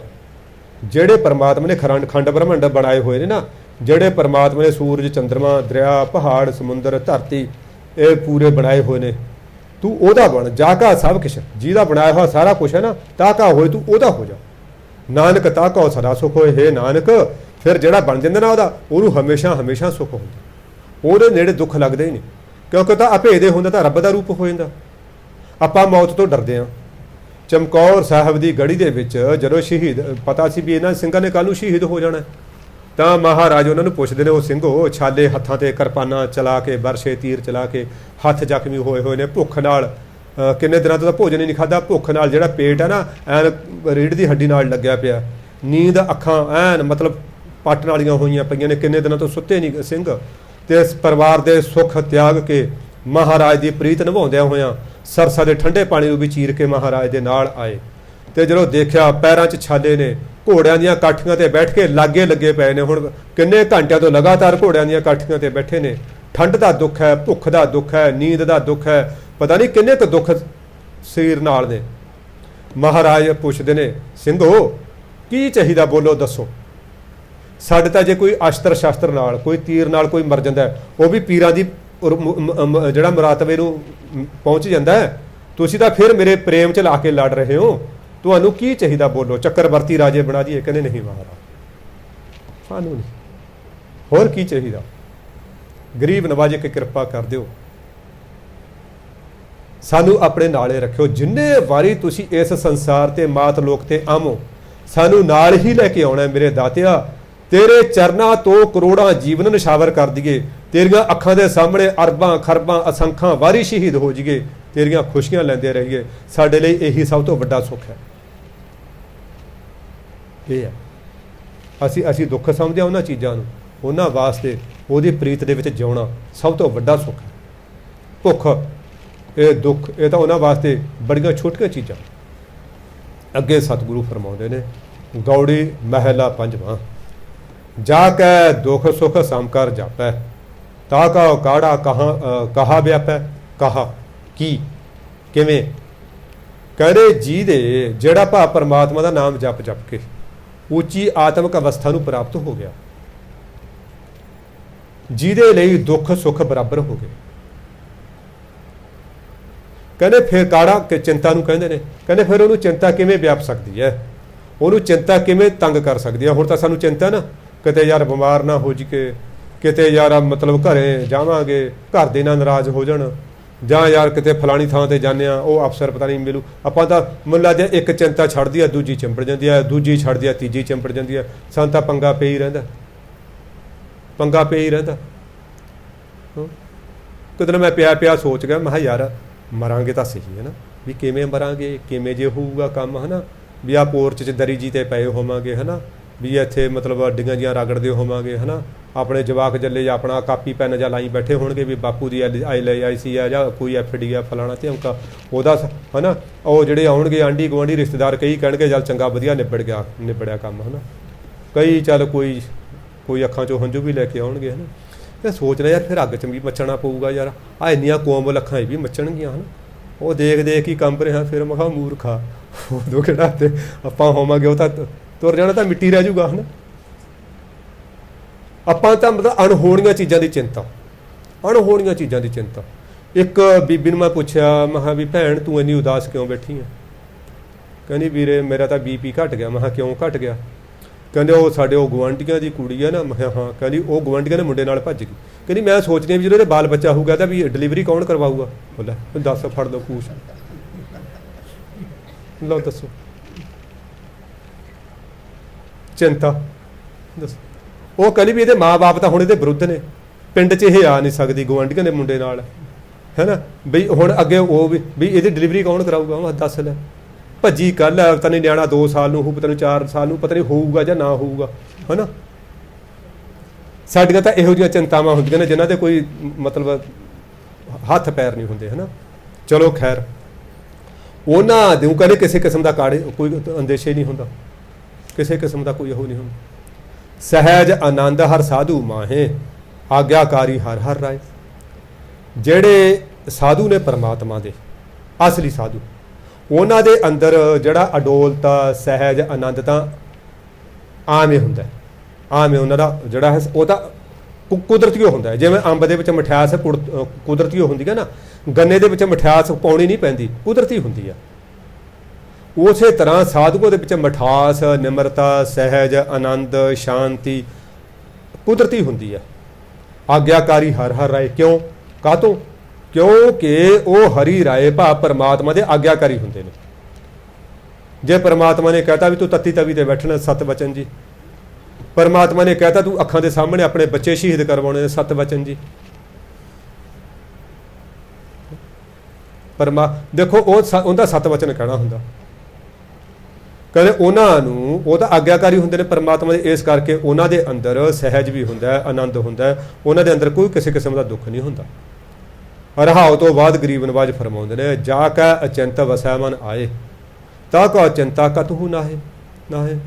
ਕਹਿੰਦੇ ਜਿਹਦੇ ਅੰਦਰ ਅਚਿੰਤ ਭਾਵ ਪਰਮਾਤਮਾ, ਜਿਹਦੇ ਅੰਦਰ ਚਿੰਤਾ ਨਹੀਂ ਹੈਗੀ, ਤੱਤੇ ਨੂੰ ਔਂਕੜ ਲਾ ਕੇ ਇੱਕ ਵਚਨ ਬਣਾਇਆ ਹੋਇਆ ਅਚਿੰਤ ਭਾਵ ਪਰਮਾਤਮਾ, ਪਰਮੇਸ਼ਰ, ਜਿਹਨੂੰ ਕਿਸੇ ਕਿਸਮ ਦੀ ਚਿੰਤਾ ਨਹੀਂ। ਉਹ ਅਚਿੰਤ ਪਰਮਾਤਮਾ ਜਿਹਦੇ ਹਿਰਦੇ 'ਚ ਆ ਕੇ, ਮਨ 'ਚ ਆ ਕੇ ਵਸ ਗਿਆ ਨਾ, ਕਦੇ ਉਹਨੂੰ ਤਾਂ ਕਿਸੇ ਚੀਜ਼ ਦੀ ਵੀ ਚਿੰਤਾ ਨਹੀਂ ਹੈਗੀ। ਜਿਵੇਂ ਨਾ ਹੁਣ ਵਿਗਿਆਨੀ ਪਿੱਟਦੇ ਨੇ, ਆਹ ਪਾਣੀ ਖਤਮ ਹੋਣ ਵਾਲਾ ਜੀ, ਆਹ 2040 ਤੱਕ ਅਸੀਂ ਬੂੰਦ ਬੂੰਦ ਨੂੰ ਤਰਸਾਂਗੇ ਜੀ, ਆਕਸੀਜਨ ਖਤਮ ਹੋ ਜੂਗੀ, ਜੇ ਹੋ ਜੂਗਾ, ਉਹ ਹੋ ਜੂਗਾ। ਅੱਧਿਆਂ ਤਾਂ ਨਾ ਉਹੀ ਹਾਰਟ ਅਟੈਕ ਕਰਨ ਦਾ ਉਹ ਕਰ ਰਹੇ ਨੇ। ਪਰ ਜੋ ਹੋਣਾ ਉਹੀ ਹੈ ਜੋ ਪਰਮੇਸ਼ਰ ਦੀ ਮਰਜ਼ੀ 'ਚ ਹੋਊਗਾ, ਹੈ ਨਾ। ਜਿਹੜੇ ਦੁਨਿਆਵੀ ਬੰਦੇ ਨੇ ਉਹ ਵੀ ਸਾਨੂੰ ਅੱਧਾ ਜਾਂ ਦੇਸ਼ ਵੇਚਤਾ ਜੀ, ਅਸੀਂ ਭੁੱਖੇ ਮਰ ਜਾਵਾਂਗੇ ਜੀ, ਪਤਾ ਨਹੀਂ ਕੀ ਹੋਊਗਾ। ਜੇ ਉਹਦੇ ਭੁੱਖੇ ਹੀ ਮਾਰਨਾ ਹੋਇਆ, ਉਹਨੇ ਫਿਰ ਇਹ ਵੀ ਸਬੱਬ ਬਣਾਉਣਾ ਜੀ। ਅਸੀਂ ਚਿੰਤਾ ਕਿਉਂ ਕਰੀਏ? ਮਹਾਰਾਜ ਕੀ ਕਹਿੰਦੇ ਨੇ? ਨਾ ਕਰ ਚਿੰਤਾ, ਚਿੰਤਾ ਹੈ ਕਰਤੇ। ਆਪਾਂ ਪੜ੍ਹਦੇ ਹਾਂ ਰੋਜ਼ ਆਸਾ ਦੀ ਵਾਰ 'ਚ ਸੁਣਦੇ ਹਾਂ, ਨਾਨਕ ਆਪਣਾ ਉਹ ਕਰਦੇ ਕਹਿੰਦੇ ਚਿੰਤਾ ਉਸ ਨੂੰ ਹੈ ਜਿਨ ਉਪਾਇਆ ਜਗ, ਤਿਸ ਜੁਹਾਰੀ ਸਵਸਤ ਤਿਸ ਦੀਵਾਨਾ ਭਗ, ਉਹਨੂੰ ਚਿੰਤਾ ਹੈ। ਗੁਰੂ ਅੰਗਦ ਦੇਵ ਮਹਾਰਾਜ ਕਹਿੰਦੇ ਨਾਨਕ ਚਿੰਤਾ ਮਤ ਕਰੋ, ਚਿੰਤਾ ਤਿਸ ਹੀ ਹੈ ਜਲ ਮੈਂ ਜੀ ਉਪਾਏ ਕਹਿ ਤੇ ਨਾ ਵੀ ਰੋਜੀ ਦੇ। ਜੇ ਉਹਨੇ ਸਾਨੂੰ ਇੱਦਾਂ ਭੁੱਖੇ ਮਾਰਨਾ ਹੋਇਆ, ਉਹ ਤਾਂ ਫਿਰ ਚਾਹੇ ਅਸੀਂ ਕਰੋੜਾਂ ਕਿੱਲਿਆਂ ਦੇ ਮਾਲਕ ਹੋਈਏ, ਰਾਜ ਭਾਗ ਦੇ ਮਾਲਕ ਹੋਈਏ, ਤਾਂ ਵੀ ਭੁੱਖੇ ਮਰ ਜਾਵਾਂਗੇ। ਰਾਣੀ ਜਿੰਦਾਂ ਕੋਲੇ ਦਾ ਰਾਜ ਕਿਹੜਾ ਛੋਟਾ ਸੀ, ਪਰ ਵਿਚਾਰੀ ਅਖੀਰ ਨੂੰ ਦੇਖ ਲਓ, ਜਦੋਂ ਉਹ ਕਿਲੇ ਤੋਂ ਭੱਜੀ ਆ ਕੈਦ 'ਚੋਂ, ਅੰਗਰੇਜ਼ਾਂ ਦੀ 'ਚੋਂ, ਕਿੰਨੇ ਦਿਨ ਰੋਟੀ ਨਹੀਂ ਮਿਲੀ ਸੀ ਉਹਨੂੰ, ਬੀਬੀ ਨੂੰ। ਐਡੀ ਵੱਡੀ ਰਾਣੀ, ਸ਼ੇਰੇ ਪੰਜਾਬ ਦੀ ਸਭ ਤੋਂ ਲਾਡਲੀ ਰਾਣੀ, ਸਭ ਤੋਂ ਸੋਹਣੀ ਸੁਨੱਖੀ ਰਾਣੀ, ਇਹਦੀ ਆਪਣਾ ਸ਼ਾਮ ਸਿੰਘ ਅਟਾਰੀ ਵਾਲੇ ਦੀ ਭੈਣ, ਦੇਖੋ ਉਹ ਰੋਟੀ ਨੂੰ, ਉਹ ਰੋਟੀ ਵੀ ਮੰਗ ਕੇ ਵੀ ਮੈਨੂੰ ਕੋਈ ਅੱਧੀ ਰੋਟੀ ਦੇ ਦਿਓ, ਕੋਈ ਪੌਣੀ ਰੋਟੀ ਦੇ ਦਿਓ। ਇਹੀ ਤਾਂ ਹੈ, ਨਾਦਰ ਉਹ ਪੱਠੀ ਜੇ ਕਰੇ ਸੁਲਤਾਨਾ ਘਾਹ ਕਰਾਏ। ਇਹ ਤਾਂ ਉਹਦੀ ਮਰਜ਼ੀ ਹੈ। ਹੁਣ ਆਪਾਂ ਐਵੇਂ ਚਿੰਤਾ ਕਰੀਏ, ਜੋ 2040 ਆਊਗਾ, 50 ਆਊਗਾ, ਉਦੋਂ ਅਸੀਂ ਪਤਾ ਨਹੀਂ ਹੋਵਾਂਗੇ, ਪਤਾ ਨਹੀਂ ਨਾ ਹੋਵਾਂਗੇ। ਉਹਦਾ ਅਗਲੇ ਸਵਾਸ ਦਾ ਨਹੀਂ ਸਾਨੂੰ ਪ੍ਰਭਾਸਾ। ਅਸੀਂ ਚਿੰਤਾ ਐਵੇਂ ਕਰੀ ਜਾਂਦੇ ਹਾਂ। ਸੈਵਰਿਆਂ ਕੀ ਪਿੜ ਬੱਧੀ, ਜਦੋਂ ਹੋਊ ਦੇਖੀ ਜਾਊਗੀ ਉਦੋਂ।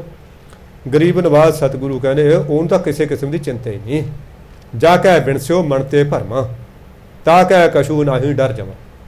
ਜਿਹਦੇ ਮਨ ਤੋਂ ਭਰਮ ਖਤਮ ਹੋ ਗਿਆ। ਭਰਮ ਕੀ ਹੈ? ਮੈਂ ਕੋਈ ਹੋਰ ਹਾਂ, ਉਹ ਜਿਹੜਾ ਕੋਈ ਉਹ ਹੋਰ ਹੈ। ਅਸਲ ਦੇ ਵਿੱਚ ਅਸੀਂ ਸਾਰੀ ਸ੍ਰਿਸ਼ਟੀ ਪਰਮਾਤਮਾ ਦੇ ਸਰੀਰ ਦਾ ਹੀ ਇੱਕ ਅੰਗ ਆ, ਉਹਦੇ ਪਸਾਰੇ ਦਾ ਇੱਕ ਅੰਗ। ਵੇਦਾਂ ਦੇ ਵਿੱਚ ਜਿਹੜਾ ਉਹਦਾ ਸਰੂਪ ਚਿਤਰਿਆ ਹੋਇਆ, ਉਹ 'ਚ ਇਹ ਲਿਖਿਆ ਹੋਇਆ ਜਿਹੜਾ ਪਰਮਾਤਮਾ ਹੈ, ਜਿਹੜੇ ਇਹ ਚੰਦ ਤੇ ਸੂਰਜ ਨੇ, ਇਹ ਉਹਦੀਆਂ ਅੱਖਾਂ ਨੇ। ਜਿਹੜੇ ਇਹ ਮਤਲਬ ਤਾਰੇ ਨੇ, ਇਹ ਉਹਦੇ ਮੁਕਟ ਦਾ ਮਤਲਬ ਹੀਰੇ ਨੇ। ਜਿਹੜੀ ਇਹ ਧਰਤੀ ਹੈ, ਇਹ ਉਹਦੀ ਧੜ ਹੈ। ਜਿਹੜੀਆਂ ਨਦੀਆਂ ਵਗ ਰਹੀਆਂ ਨੇ ਇਹ ਉਹਦੀਆਂ ਰਗਾਂ ਨੇ।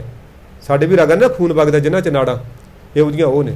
ਜਿੰਨੀ ਬਨਸਪਤੀ ਹੈ ਧਰਤੀ 'ਤੇ ਇਹ ਸਾਰੇ ਉਹਦੇ ਰੋਮ ਨੇ। ਜਿਹੜਾ ਪਤਾਲ ਹੈ ਇਹ ਉਹਦੇ ਪੈਰ ਨੇ। ਆਪਾਂ ਮੋਟੇ ਸ਼ਬਦਾਂ 'ਚ ਇਹ ਕਹਿ ਲਈਏ ਅਸੀਂ ਵੀ ਉਹ ਪਰਮਾਤਮਾ ਦੇ ਪਸਾਰੇ ਦਾ ਇੱਕ ਅੰਗ ਆ ਸਾਰੇ। ਜੇ ਹੁਣ ਇਹ ਉਂਗਲ ਕਹੇ ਕਿ ਅੰਗੂਠਾ ਤਾਂ ਮੇਰਾ ਕੁਛ ਲੱਗਦਾ ਹੀ ਨਹੀਂ, ਫਿਰ ਤਾਂ ਹੁਣ ਉਂਗਲ ਦੀ ਮੂਰਖਤ ਹੈ ਨਾ। ਹੁਣ ਇੱਕੋ ਹੱਥ ਦੇ ਉੱਤੇ ਰਹਿ ਰਹੇ ਨੇ, ਇਕੱਠੇ ਰਹਿ ਰਹੇ ਨੇ, ਇਕੱਠੇ ਸੌਂਦੇ ਨੇ, ਇਕੱਠੇ ਜਾਗਦੇ ਨੇ, ਆਪ 'ਚ ਰਿਸ਼ਤਾ ਤਾਂ ਇਹਨਾਂ ਦਾ ਹੈਗਾ ਨਾ ਕੋਈ। ਹੁਣ ਅਸੀਂ ਸਤਸੰਗੀ ਹਾਂ 20 50 100 ਬੰਦਾ, ਆਪਣੀ ਵੀ ਇੱਕ ਜਾਣੀ ਅਣਜਾਣੀ ਅਟੈਚਮੈਂਟ ਤਾਂ ਹੈਗੀ ਹੈ ਨਾ। ਕੋਈ 4 ਦਿਨ ਬੰਦਾ ਨਾ ਆਵੇ ਆਪਾਂ ਨੂੰ ਲੱਗਦਾ ਯਾਰ ਵੀ ਉਹ ਫਲਾਣਾ ਬੰਦਾ ਫਲਾਣੀ ਬੀਬੀ ਆ ਨਹੀਂ ਰਹੀ, ਯਾਰ ਸੁੱਖ ਹੋਵੇ ਤਾਂ ਚੰਗਾ, ਆਉਂਦਾ ਆਪਣੇ ਮਨ 'ਚ ਇੱਕ ਜਿਹੜੀ ਆਪਾਂ ਜਿਹਨੂੰ ਕਹਿੰਦੇ ਆ ਵੀ ਜਾਣੀ ਅਣਜਾਣੀ ਇੱਕ ਅਟੈਚਮੈਂਟ ਤਾਂ ਹੈਗੀ ਆਪਣੇ ਅੰਦਰ ਸਾਰਿਆਂ ਦੀ। ਹਾਂ, ਇਹ ਜਦੋਂ ਸਾਡੇ ਅੰਦਰੋਂ ਭੁਲੇਖਾ ਨਿਕਲ ਗਿਆ ਨਾ ਸਾਧ ਸੰਗਤ ਜੀ, ਫਿਰ ਕੀ ਅਫਗਾਨਿਸਤਾਨ ਕੀ ਅਮਰੀਕਾ ਕੀ ਸਾਨੂੰ ਸਾਰੇ ਹੀ ਆਪਣੇ ਮਿੱਤਰ ਲੱਗਣਗੇ, ਸਾਨੂੰ ਸਾਰੇ ਹੀ ਆਪਣੇ ਲੱਗਣਗੇ, ਸਾਨੂੰ ਸਾਡਾ ਕੋਈ ਦੁਸ਼ਮਣ ਨਹੀਂ ਨਜ਼ਰ ਆਵੇਗਾ। ਆਪਾਂ ਪੜ੍ਹਦੇ ਹਾਂ ਰੋਜ਼ ਜੈ ਸ੍ਰੀ ਰਾਗ ਦੇ ਵਿੱਚ ਆਪਾਂ ਕੀ ਪੜ੍ਹਦੇ ਹਾਂ, ਕਹਿੰਦੇ ਵੀ ਨਾ ਕੋਈ ਵੈਰੀ ਨਾ ਹੈ ਬਗਾਨਾ ਸਗਲ ਸੰਗ ਹਮ ਕੋ ਬਣਿਆਈ। ਸਾਡਾ ਕੋਈ ਵੈਰੀਓ ਨਹੀਂ, ਸਾਡਾ ਜਿਹੜਾ ਵੈਰੀ ਵੀ ਹੈ ਨਾ ਉਹ ਵੀ ਸਾਨੂੰ ਲੱਗੂਗਾ ਇਹ ਤੱਕ ਪਰਮਾਤਮਾ ਦਾ ਕੌਤਕ ਹੈ, ਸਾਡਾ ਇਹ ਕੁਛ ਨਹੀਂ ਉਹ ਕਰ ਰਿਹਾ। ਇਹ ਪਰਮਾਤਮਾ ਹੀ ਇੱਕ ਮੇਰਾ ਕੋਈ ਇਮਤਿਹਾਨ ਲੈ ਰਿਹਾ ਜਾਂ ਪਰਮਾਤਮਾ ਹੀ ਮੈਨੂੰ ਇਸ ਪਾਸੇ ਲਾਉਣ ਦੇ ਵਾਸਤੇ ਐਦਾਂ ਦਾ ਸਬੱਬ ਬਣਾ ਰਿਹਾ। ਗਰੀਬ ਨਵਾਜ਼ ਸਤਿਗੁਰੂ ਕਹਿੰਦੇ ਜਦੋਂ ਜਿਹਦੇ ਕਹਿੰਦੇ ਮਨ ਦੇ ਵਿੱਚੋਂ ਇਹ ਭਰਮ ਖਤਮ ਹੋ ਗਿਆ ਨਾ, ਤਾਂ ਕਹਿ ਕਛੂ ਨਹੀਂ ਡਰ ਜਮਾ, ਉਹਨੂੰ ਡਰ ਜਮਾ ਦਾ ਡਰ ਕਾਹਦਾ? ਉਹ ਤਾਂ ਜਮਾ ਦੇ ਵਿੱਚ ਵੀ ਰੱਬੇ ਨਜ਼ਰ ਆਉਂਦਾ। ਜਿਵੇਂ ਬਾਬਾ ਨਾਮਦੇਵ ਜੰਗਲ 'ਚ ਜਾ ਰਹੇ ਨੇ ਤਾਂ ਇੱਕ ਵੱਡਾ ਸਾਰਾ ਕਹਿੰਦੇ ਰਾਖਸ਼ ਆ ਗਿਆ। ਉਹ ਰਾਖਸ਼ ਦੇਖਾ, ਉਹ ਕਹਿੰਦੇ ਬਹੁਤ ਉੱਚਾ ਲੰਬਾ ਸੀ ਉਹ, ਤੇ ਉਹ ਹੁਣ ਨਾਮਦੇਵ ਨੂੰ ਕਹਿੰਦੇ ਖਾਣ ਵਾਸਤੇ ਆ ਰਿਹਾ। ਜਦੋਂ ਖਾਣ ਵਾਸਤੇ ਆ ਰਿਹਾ ਤਾਂ ਬਾਬਾ ਜਦੋਂ ਨਾਮਦੇਵ ਦੀ ਨਿਗਾਹ ਪਈ, ਉਹ ਦੇਖ ਕੇ ਕਹਿੰਦੇ ਉਹਨਾਂ ਨੇ ਇਹ ਸ਼ਬਦ ਉੱਥੇ ਉਚਾਰਿਆ, ਆਓ ਕਲੰਦਰ ਕੇਸ਼ਵਾ ਕਰ ਅਬਦਾਲੀ ਭੇਸਵਾ, ਹੈ ਨਾ। ਉਹ ਜੀ 'ਚ ਆਪਾਂ ਪੜ੍ਹਦੇ ਵੀ ਤੇਰਾ ਚੰਬਰ ਪੋਸ ਕਾ ਮੰਦਰ ਤੇਰਾ ਸਹਿਣ, ਹੈ ਨਾ। ਉਹ ਕਹਿੰਦੇ ਉਹ ਸਾਰਾ ਸ਼ਬਦ ਉੱਥੇ ਰਚ। ਕਹਿੰਦੇ ਜਦੋਂ ਰਾਖਸ਼ ਨੂੰ ਲੱਗਿਆ ਜਾ ਰਿਹਾ ਤਾਂ ਮੇਰੇ ਅੰਦਰ ਪਰਮਾਤਮਾ ਹੀ ਦੇਖ ਰਿਹਾ, ਉਹ ਅੰਦਰੋਂ ਸੱਚੀ ਵਿੱਚ ਹੀ ਪਰਮਾਤਮਾ ਪ੍ਰਗਟ ਹੋ ਗਿਆ। ਬਾਬਾ ਨਾਮਦੇਵ ਨੂੰ ਗਲ ਬੱਕੜੀ 'ਚ ਲੈ ਲਿਆ। ਇਹ ਅਵਸਥਾ ਸਾਧ ਸੰਗਤ ਜੀ ਗੱਲਾਂ ਕਰਨੀਆਂ ਤਾਂ ਬਹੁਤ ਸੌਖੀਆਂ ਨੇ। ਇਹ ਅਵਸਥਾ ਨੂੰ ਪ੍ਰਾਪਤ ਕਰਨ ਵਾਸਤੇ ਦੇਖੋ ਜਿੰਨੀ ਵੱਡੀ ਪੋਸਟ ਉਹਦੇ ਵਾਸਤੇ ਉਨੀ ਵੱਡੀ ਮਿਹਨਤ ਕਰਨੀ ਪੈਂਦੀ ਆ। ਹੁਣ ਜੇ ਕੋਈ 8ਵੀਂ ਫੇਲ, ਕੋਈ ਪ੍ਰਾਇਮਰੀ ਫੇਲ ਕਹੇ ਜੀ ਮੈਂ DC ਦੀ ਪੋਸਟ 'ਤੇ ਪਹੁੰਚ ਜਾ, ਉਹ ਤਾਂ ਉਹਦੀ ਮੂਰਖਤਾ ਹੋਏਗੀ ਨਾ। ਹੁਣ ਜੇ ਮੇਰੇ ਵਰਗਾ ਕੋਈ ਜਪਜੀ ਸਾਹਿਬ ਦਾ ਪਾਠ ਤਾਂ ਬਾਥਰੂਮ 'ਚ ਭੱਜਾ ਨੱਠਿਆ ਕਰਦਾ ਕਹੇ ਜੀ ਮੈਂ ਬ੍ਰਹਮ ਗਿਆਨੀ ਬਣ ਜਾਉ, ਤਾਂ ਉਹਦੀ ਮੂਰਖਤਾ ਨਾ। ਫਿਰ ਸੇਵਾ ਥੋੜੀ ਮੰਗਣ ਬਹੁਤਾ, ਮਹਿਲ ਨਾ ਪਾਵੈ ਕਹਿ ਤੋ ਬਹੁਤਾ, ਹੈ ਨਾ। ਉਹਦਾ ਫਿਰ ਸਾਡੀ ਗਲਤੀ ਹੈ ਨਾ। ਜਿੰਨਾ ਵੱਡਾ ਮਰਾਤਬਾ ਚਾਹੀਦਾ, ਜਿੱਡਾ ਵੱਡਾ ਰੁਤਬਾ ਚਾਹੀਦਾ, ਉਨੀ ਮਿਹਨਤ ਵੀ ਕਰਨੀ ਪਏਗੀ। ਸਾਧ ਸੰਗਤ ਜੀ ਬਾਬਾ ਜੀ ਆਪਾਂ ਨੂੰ ਐਗਜ਼ਾਮਪਲ ਦਿੰਦੇ ਨੇ 33% ਨੰਬਰਾਂ ਨਾਲ ਪਾਸ ਹੋਣਾ ਕੋਈ ਔਖਾ ਨਹੀਂ। ਕਲਾਸ 'ਚੋਂ ਫਸਟ ਹੋਣ ਵਾਸਤੇ ਥੋੜ੍ਹੀ ਜਿਹੀ ਹੋਰ ਮਿਹਨਤ ਕਰਨੀ ਪਏਗੀ।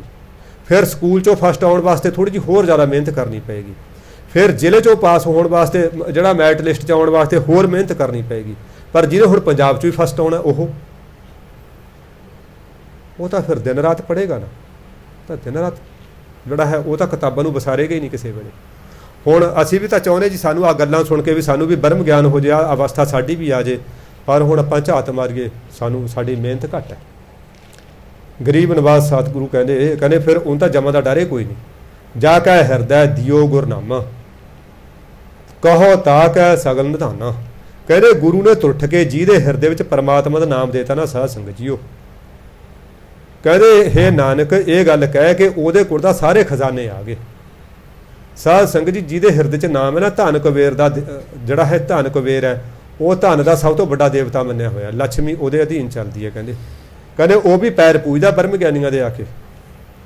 ਜਦੋਂ ਗੁਰੂ ਗੋਬਿੰਦ ਸਿੰਘ ਮਹਾਰਾਜ ਅਰਬਾਲਸਰ ਦੀ ਧਰਤੀ 'ਤੇ ਗਏ ਨੇ ਨਾ, ਧਨ ਕੁਬੇਰ ਆ ਕੇ ਮਿਲਿਆ, ਉਹਨਾਂ ਦੇ ਚਰਨਾਂ 'ਚ ਮੱਥਾ ਟੇਕਿਆ ਮਹਾਰਾਜ। ਉੱਥੇ ਅਰਬਾਲ ਵੀ ਸੀ, ਰਾਜਾ ਅਰਬਾਲ ਵੀ, ਜਿਹਦੇ ਨਾਂ 'ਤੇ ਉਹ ਅਰਬਾਲਸਰ ਬਣਿਆ ਹੋਇਆ।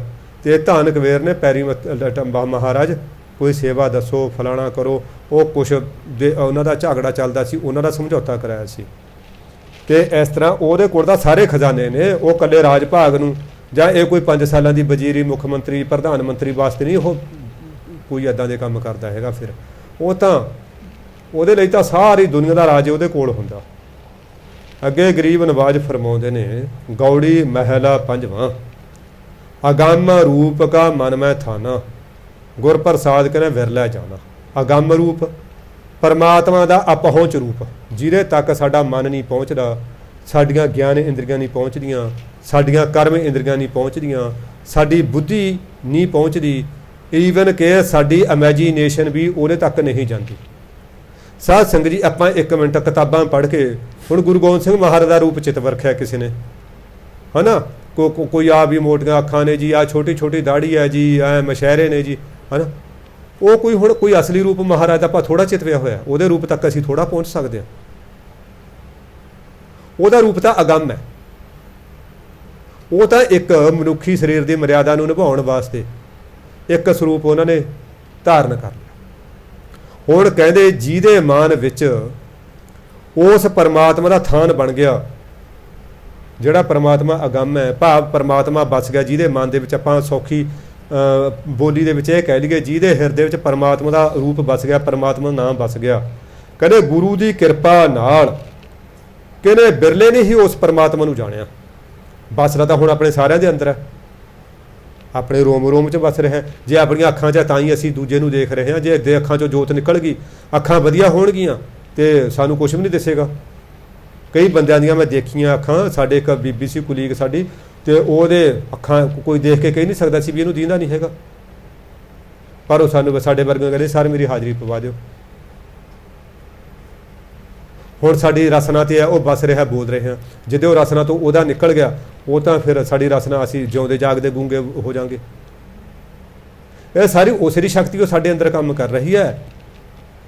ਸਰਬ ਜੋਤ ਤੇਰੀ ਪਸਰ ਰਹੀ, ਜਹ ਦੇਖਾਂ ਤਹ ਨਰ ਹਰੀ। ਸਾਡੇ ਕੱਲੇ ਕੱਲੇ ਅੰਗ 'ਚ, ਸਾਡੇ ਕੱਲੇ ਕੱਲੇ ਰੋਮ 'ਚ ਉਸੇ ਦੀ ਹੀ ਪ੍ਰਭੂ ਸਤਾ ਜਿਹੜੀ ਹੈ ਉਹ ਵਿਆਪਕ ਹੈ।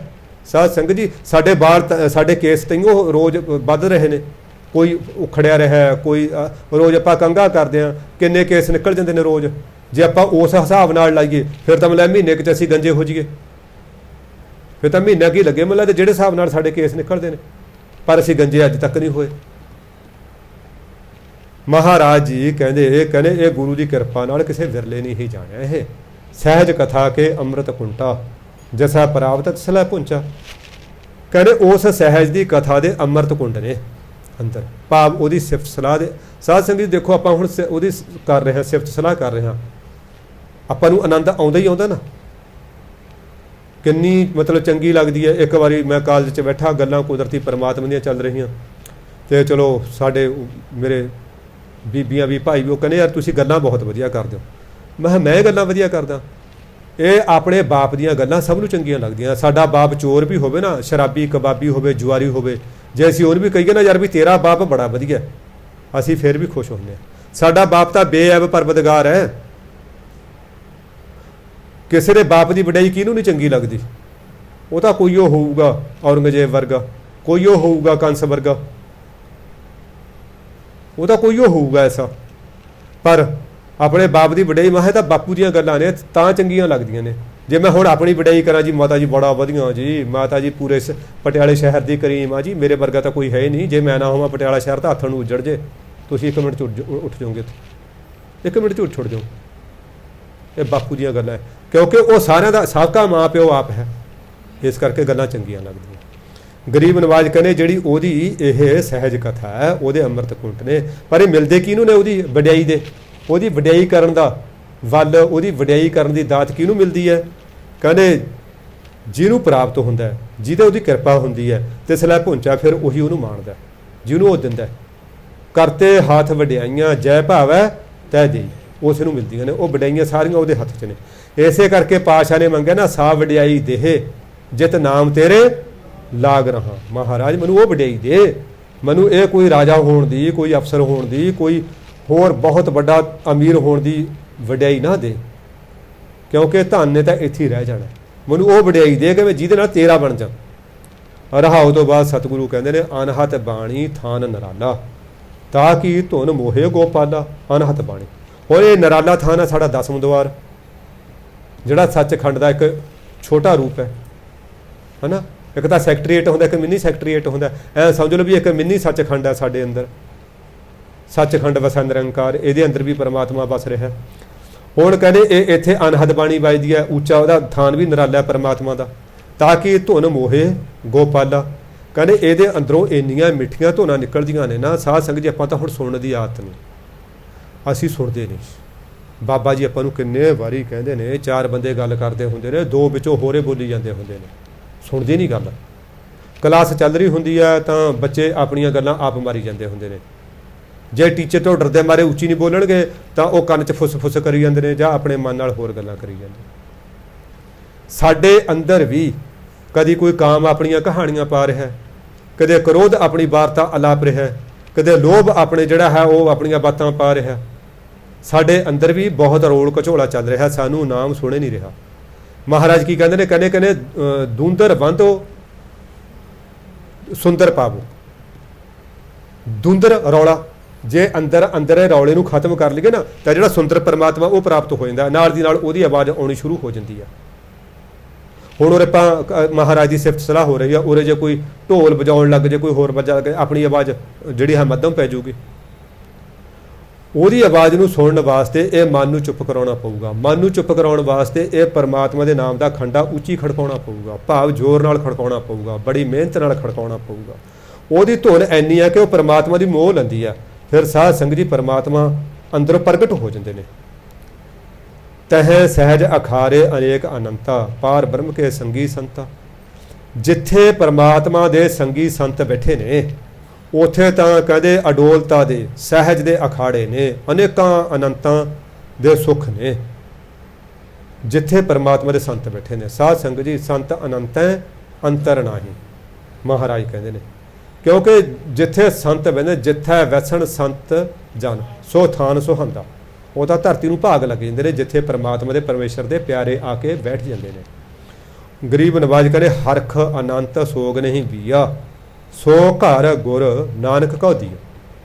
ਕਹਿੰਦੇ ਉਹ ਸੱਚਖੰਡ ਦਾ ਵਾਸਾ ਜਿੱਥੇ ਕਹਿੰਦੇ ਨਾ ਕੋਈ ਖੁਸ਼ੀ ਹੈ, ਹਰਖ ਹਰਸ਼ ਹਿੰਦੀ ਦਾ ਸ਼ਬਦ ਹੈ, ਜਿੱਥੇ ਨਾ ਕੋਈ ਖੁਸ਼ੀ ਹੈ, ਬੇਅੰਤ ਖੁਸ਼ੀਆਂ ਨੇ, ਬੇਅੰਤ ਖੁਸ਼ੀਆਂ ਨੇ, ਉੱਥੇ ਸੋਗ ਨਹੀਂ ਹੈਗਾ। ਜਿਵੇਂ ਨਾ ਬਾਬਾ ਰਵਿਦਾਸ ਜੀ ਨੇ ਲਿਖਿਆ, ਬੇਗਮਪੁਰਾ ਸ਼ਹਿਰ ਕੋ ਨਾਉ, ਹੈ ਨਾ, ਦੁੱਖ ਅੰਦੇਹ ਨਾਹੀ ਕੋ ਠਾਉ। ਉੱਥੇ ਕੋਈ ਦੁੱਖ ਨਹੀਂ, ਕੋਈ ਸ਼ੋਕ ਨਹੀਂ, ਕੋਈ ਚਿੰਤਾ ਨਹੀਂ, ਕੋਈ ਉੱਥੇ ਕਿਸੇ ਨੂੰ ਕੋਈ ਤੰਗ ਨਹੀਂ ਕਰਦਾ। ਉੱਥੇ ਦਾ ਕੀ ਹੈ, ਸਭ ਸੁਖਾਲੀ ਬੁੱਠੀਆ, ਇਹ ਹੋਆ ਹਲੇਮੀ ਰਾਜ ਜੀਓ। ਉੱਥੇ ਤਾਂ ਹਲੇਮੀ ਰਾਜ ਹੈ।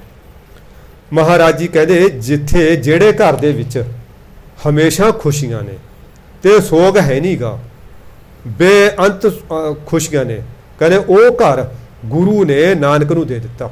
ਇੱਥੇ ਨਾ ਵਿਸ਼ਰਾਮ ਜਰਾ ਕਿ ਧਿਆਨ ਨਾਲ ਦੇਣਾ। ਸੋ ਘਰ ਗੁਰ, 2 ਥਾਂ ਤੇ ਵਿਸ਼ਰਾਮ ਗਾ। ਸੋ ਘਰ ਗੁਰ ਨਾਨਕ ਕਉ ਦੀਆ, ਗੁਰੂ ਨੇ ਨਾਨਕ ਨੂੰ ਦਿੱਤਾ। ਕਿਉਂਕਿ ਰਾਰੇ ਨੂੰ ਸਿਹਾਰੀ ਲੱਗੀ ਹੋਈ ਆ, ਰਾਰੇ ਨੂੰ ਸਿਹਾਰੀ ਲੱਗੀ ਹੋਈ ਹੈ ਵੀ ਉਹ, ਕਿਉਂਕਿ ਗੁਰੂ ਦਾਤਾ, ਸਾਰੀਆਂ ਚੀਜ਼ਾਂ ਦਾ ਦਾਤਾ ਹੈ ਗੁਰੂ। ਤੁਮ ਬੜ ਦਾਤੇ ਦੇ ਰਹੇ, ਉਹਦਾ ਵੱਡਾ ਦਾਤਾ। ਉਹ ਤਾਂ ਸਾਨੂੰ, ਜੇ ਮਹਾਰਾਜ ਕਹਿੰਦੇ ਸਤਿਗੁਰ ਮੇਰਾ ਮਾਰ ਜਵਾਲੇ, ਸਤਿਗੁਰ ਮੇਰਾ ਸਰ ਪ੍ਰਤਪਾਲੇ, ਸਤਿਗੁਰ ਮੇਰੇ ਕੀ ਵਡਿਆਈ, ਪ੍ਰਗਟ ਭਈ ਹੈ ਸਭਨੀ ਥਾਈ। ਉਹ ਤਾਂ ਕੁਛ ਵੀ ਕਰ ਸਕਦਾ। ਉਹ ਤਾਂ ਖੁਸਰੇ ਦੇ ਘਰ ਵੀ ਬੱਚਾ ਪੁੱਤਰ ਨੂੰ ਜਨਮ ਦੇ ਸਕਦਾ। ਉਹ ਤਾਂ ਕਿਸੇ ਮੂਰਖ ਨੂੰ ਪੰਡਿਤ ਬਣਾ ਸਕਦਾ, ਕਿਸੇ ਪੰਡਿਤ ਨੂੰ ਮੂਰਖ ਬਣਾ ਸਕਦਾ, ਕਿਸੇ ਰਾਜੇ ਨੂੰ ਭਿਖਾਰੀ ਬਣਾ ਸਕਦਾ, ਭਿਖਾਰੀ ਨੂੰ ਰਾਜਾ ਬਣਾ ਸਕਦਾ। ਗੁਰੂ ਤਾਂ ਸਭ ਕੁਝ ਕਰ ਸਕਦਾ। ਹੁਣ ਆਪਾਂ ਇੱਕੋ ਹੀ ਕੋਸ਼ਿਸ਼ ਕਰਨੀ ਹੈ ਕਿ ਗੁਰੂ ਨੂੰ ਖੁਸ਼ ਕਰੀਏ। ਗੁਰੂ ਕਿਵੇਂ ਖੁਸ਼ ਹੁੰਦਾ, ਉਹਦੇ ਆਖੇ ਲੱਗਾਂਗੇ। ਜਦੋਂ ਕੋਈ ਵੀ ਸਾਡੇ ਆਖੇ ਲੱਗੇ, ਸਾਡੀਆਂ ਖੁਸ਼ੀਆਂ, ਸਾਡੀਆਂ ਅਸੀਸਾਂ ਉਹਨੂੰ ਆਪਣੇ ਆਪ ਮਿਲ ਜਾਂਦੀਆਂ ਨੇ। ਸਾਡੀਆਂ ਸ਼ੁਭ ਕਾਮਨਾਵਾਂ ਉਹਦੇ ਨਾਲ ਆਪਣੇ ਆਪ ਹੋ ਜਾਂਦੀਆਂ ਨੇ, ਜਿਹੜਾ ਕੋਈ ਸਾਡੇ ਆਖੇ ਲੱਗਦਾ, ਚਾਹੇ ਕੋਈ ਵੱਡਾ ਚਾਹੇ ਕੋਈ ਛੋਟਾ। ਹੁਣ ਗੁਰੂ ਦੇ ਆਖੇ ਲੱਗਾਂਗੇ, ਗੁਰੂ ਦੀਆਂ ਖੁਸ਼ੀਆਂ ਸਾਡੇ ਤੇ ਆਉਣਗੀਆਂ, ਗੁਰੂ ਦਾ ਪ੍ਰਸਾਦ ਸਾਨੂੰ ਪ੍ਰਾਪਤ ਹੋਊਗਾ। ਜਦੋਂ ਗੁਰੂ ਦਾ ਪ੍ਰਸਾਦ ਪ੍ਰਾਪਤ ਹੋ ਗਿਆ, ਨਾਲ ਦੀ ਨਾਲ ਸਾਨੂੰ ਇੱਕ ਓੰਕਾਰ ਦੀ ਪ੍ਰਾਪਤੀ ਹੋ ਜਾਣੀ ਹੈ ਤੇ ਸਾਡੇ ਜਿਹੜੇ ਗਦੀ ਗੇੜ ਜਨਮ ਮਰਨ ਦੇ ਖਤਮ ਹੋ ਜਾਣੇ ਨੇ। ਸਾਧ ਸੰਗਤ ਜੀ, ਇਹ ਗੱਲਾਂ ਹੈਗੀਆਂ ਬ੍ਰਹਮ ਗਿਆਨ ਦੀਆਂ। ਮੇਰੇ ਵਰਗਾ ਇੱਕ ਮਾਇਆ ਬਲੇਟਿਆ ਜੀਵ ਉਹਨਾਂ ਨੂੰ ਸੰਪੂਰਨ ਤੌਰ ਤੇ ਕਥਨ ਤੋਂ ਅਸਮਰਥ, ਬੇਅੰਤ ਤਰ੍ਹਾਂ ਦੀਆਂ ਇਸ ਕਾਰਨ ਗਲਤੀਆਂ, ਭੁੱਲਾਂ, ਚੁੱਕਾਂ, ਗਲਤੀਆਂ ਸੁਭਾਵਿਕ ਹੀ ਹੋ ਗਈਆਂ ਨੇ। ਅਣਜਾਣ ਬੱਚਾ ਸਮਝ ਕੇ ਮੁਆਫ ਕਰਨਾ, ਕਿਉਂਕਿ ਸਾਧ ਸੰਗਤ ਸਿੱਖ ਦੀ ਮਾਂ ਹੁੰਦੀ ਹੈ। ਆਪ ਹੀ ਨੇ ਅਸ਼ੀਸ ਦੇਣੀ ਹੈ। ਪੂਤਾ ਮਾਤਾ ਕੀ ਆਸੀਸ, ਨਿਮਖ ਨਾ ਵਿਸਰੋ ਤੁਮ ਕੋ ਹਰ ਹਰ ਸਦਾ ਭਜੋ ਜਗਦੀਸ਼। ਇਹ ਆਪ ਹੀ ਨੇ ਅਸੀਸ ਦੇਣੀ ਹੈ ਕਿ ਜੋ ਮਹਾਰਾਜ ਨੇ ਉਪਦੇਸ਼ ਇਸ ਮੂੰਹ ਨੂੰ ਵਰਤਦਿਆਂ ਹੋਇਆਂ ਬਖਸ਼ਿਸ਼ ਕੀਤੇ ਨੇ, ਇਹ ਇਸ ਸਰੀਰ ਤੇ ਵੀ ਲਾਗੂ ਹੋ ਜਾਣ, ਤਾਂ ਕਿ ਮਹਾਰਾਜ ਦੀਆਂ ਖੁਸ਼ੀਆਂ ਆਪਾਂ ਸਾਰੇ ਪ੍ਰਾਪਤ ਕਰ ਸਕੀਏ। ਵਾਹਿਗੁਰੂ ਜੀ ਕਾ ਖਾਲਸਾ, ਵਾਹਿਗੁਰੂ ਜੀ ਕੀ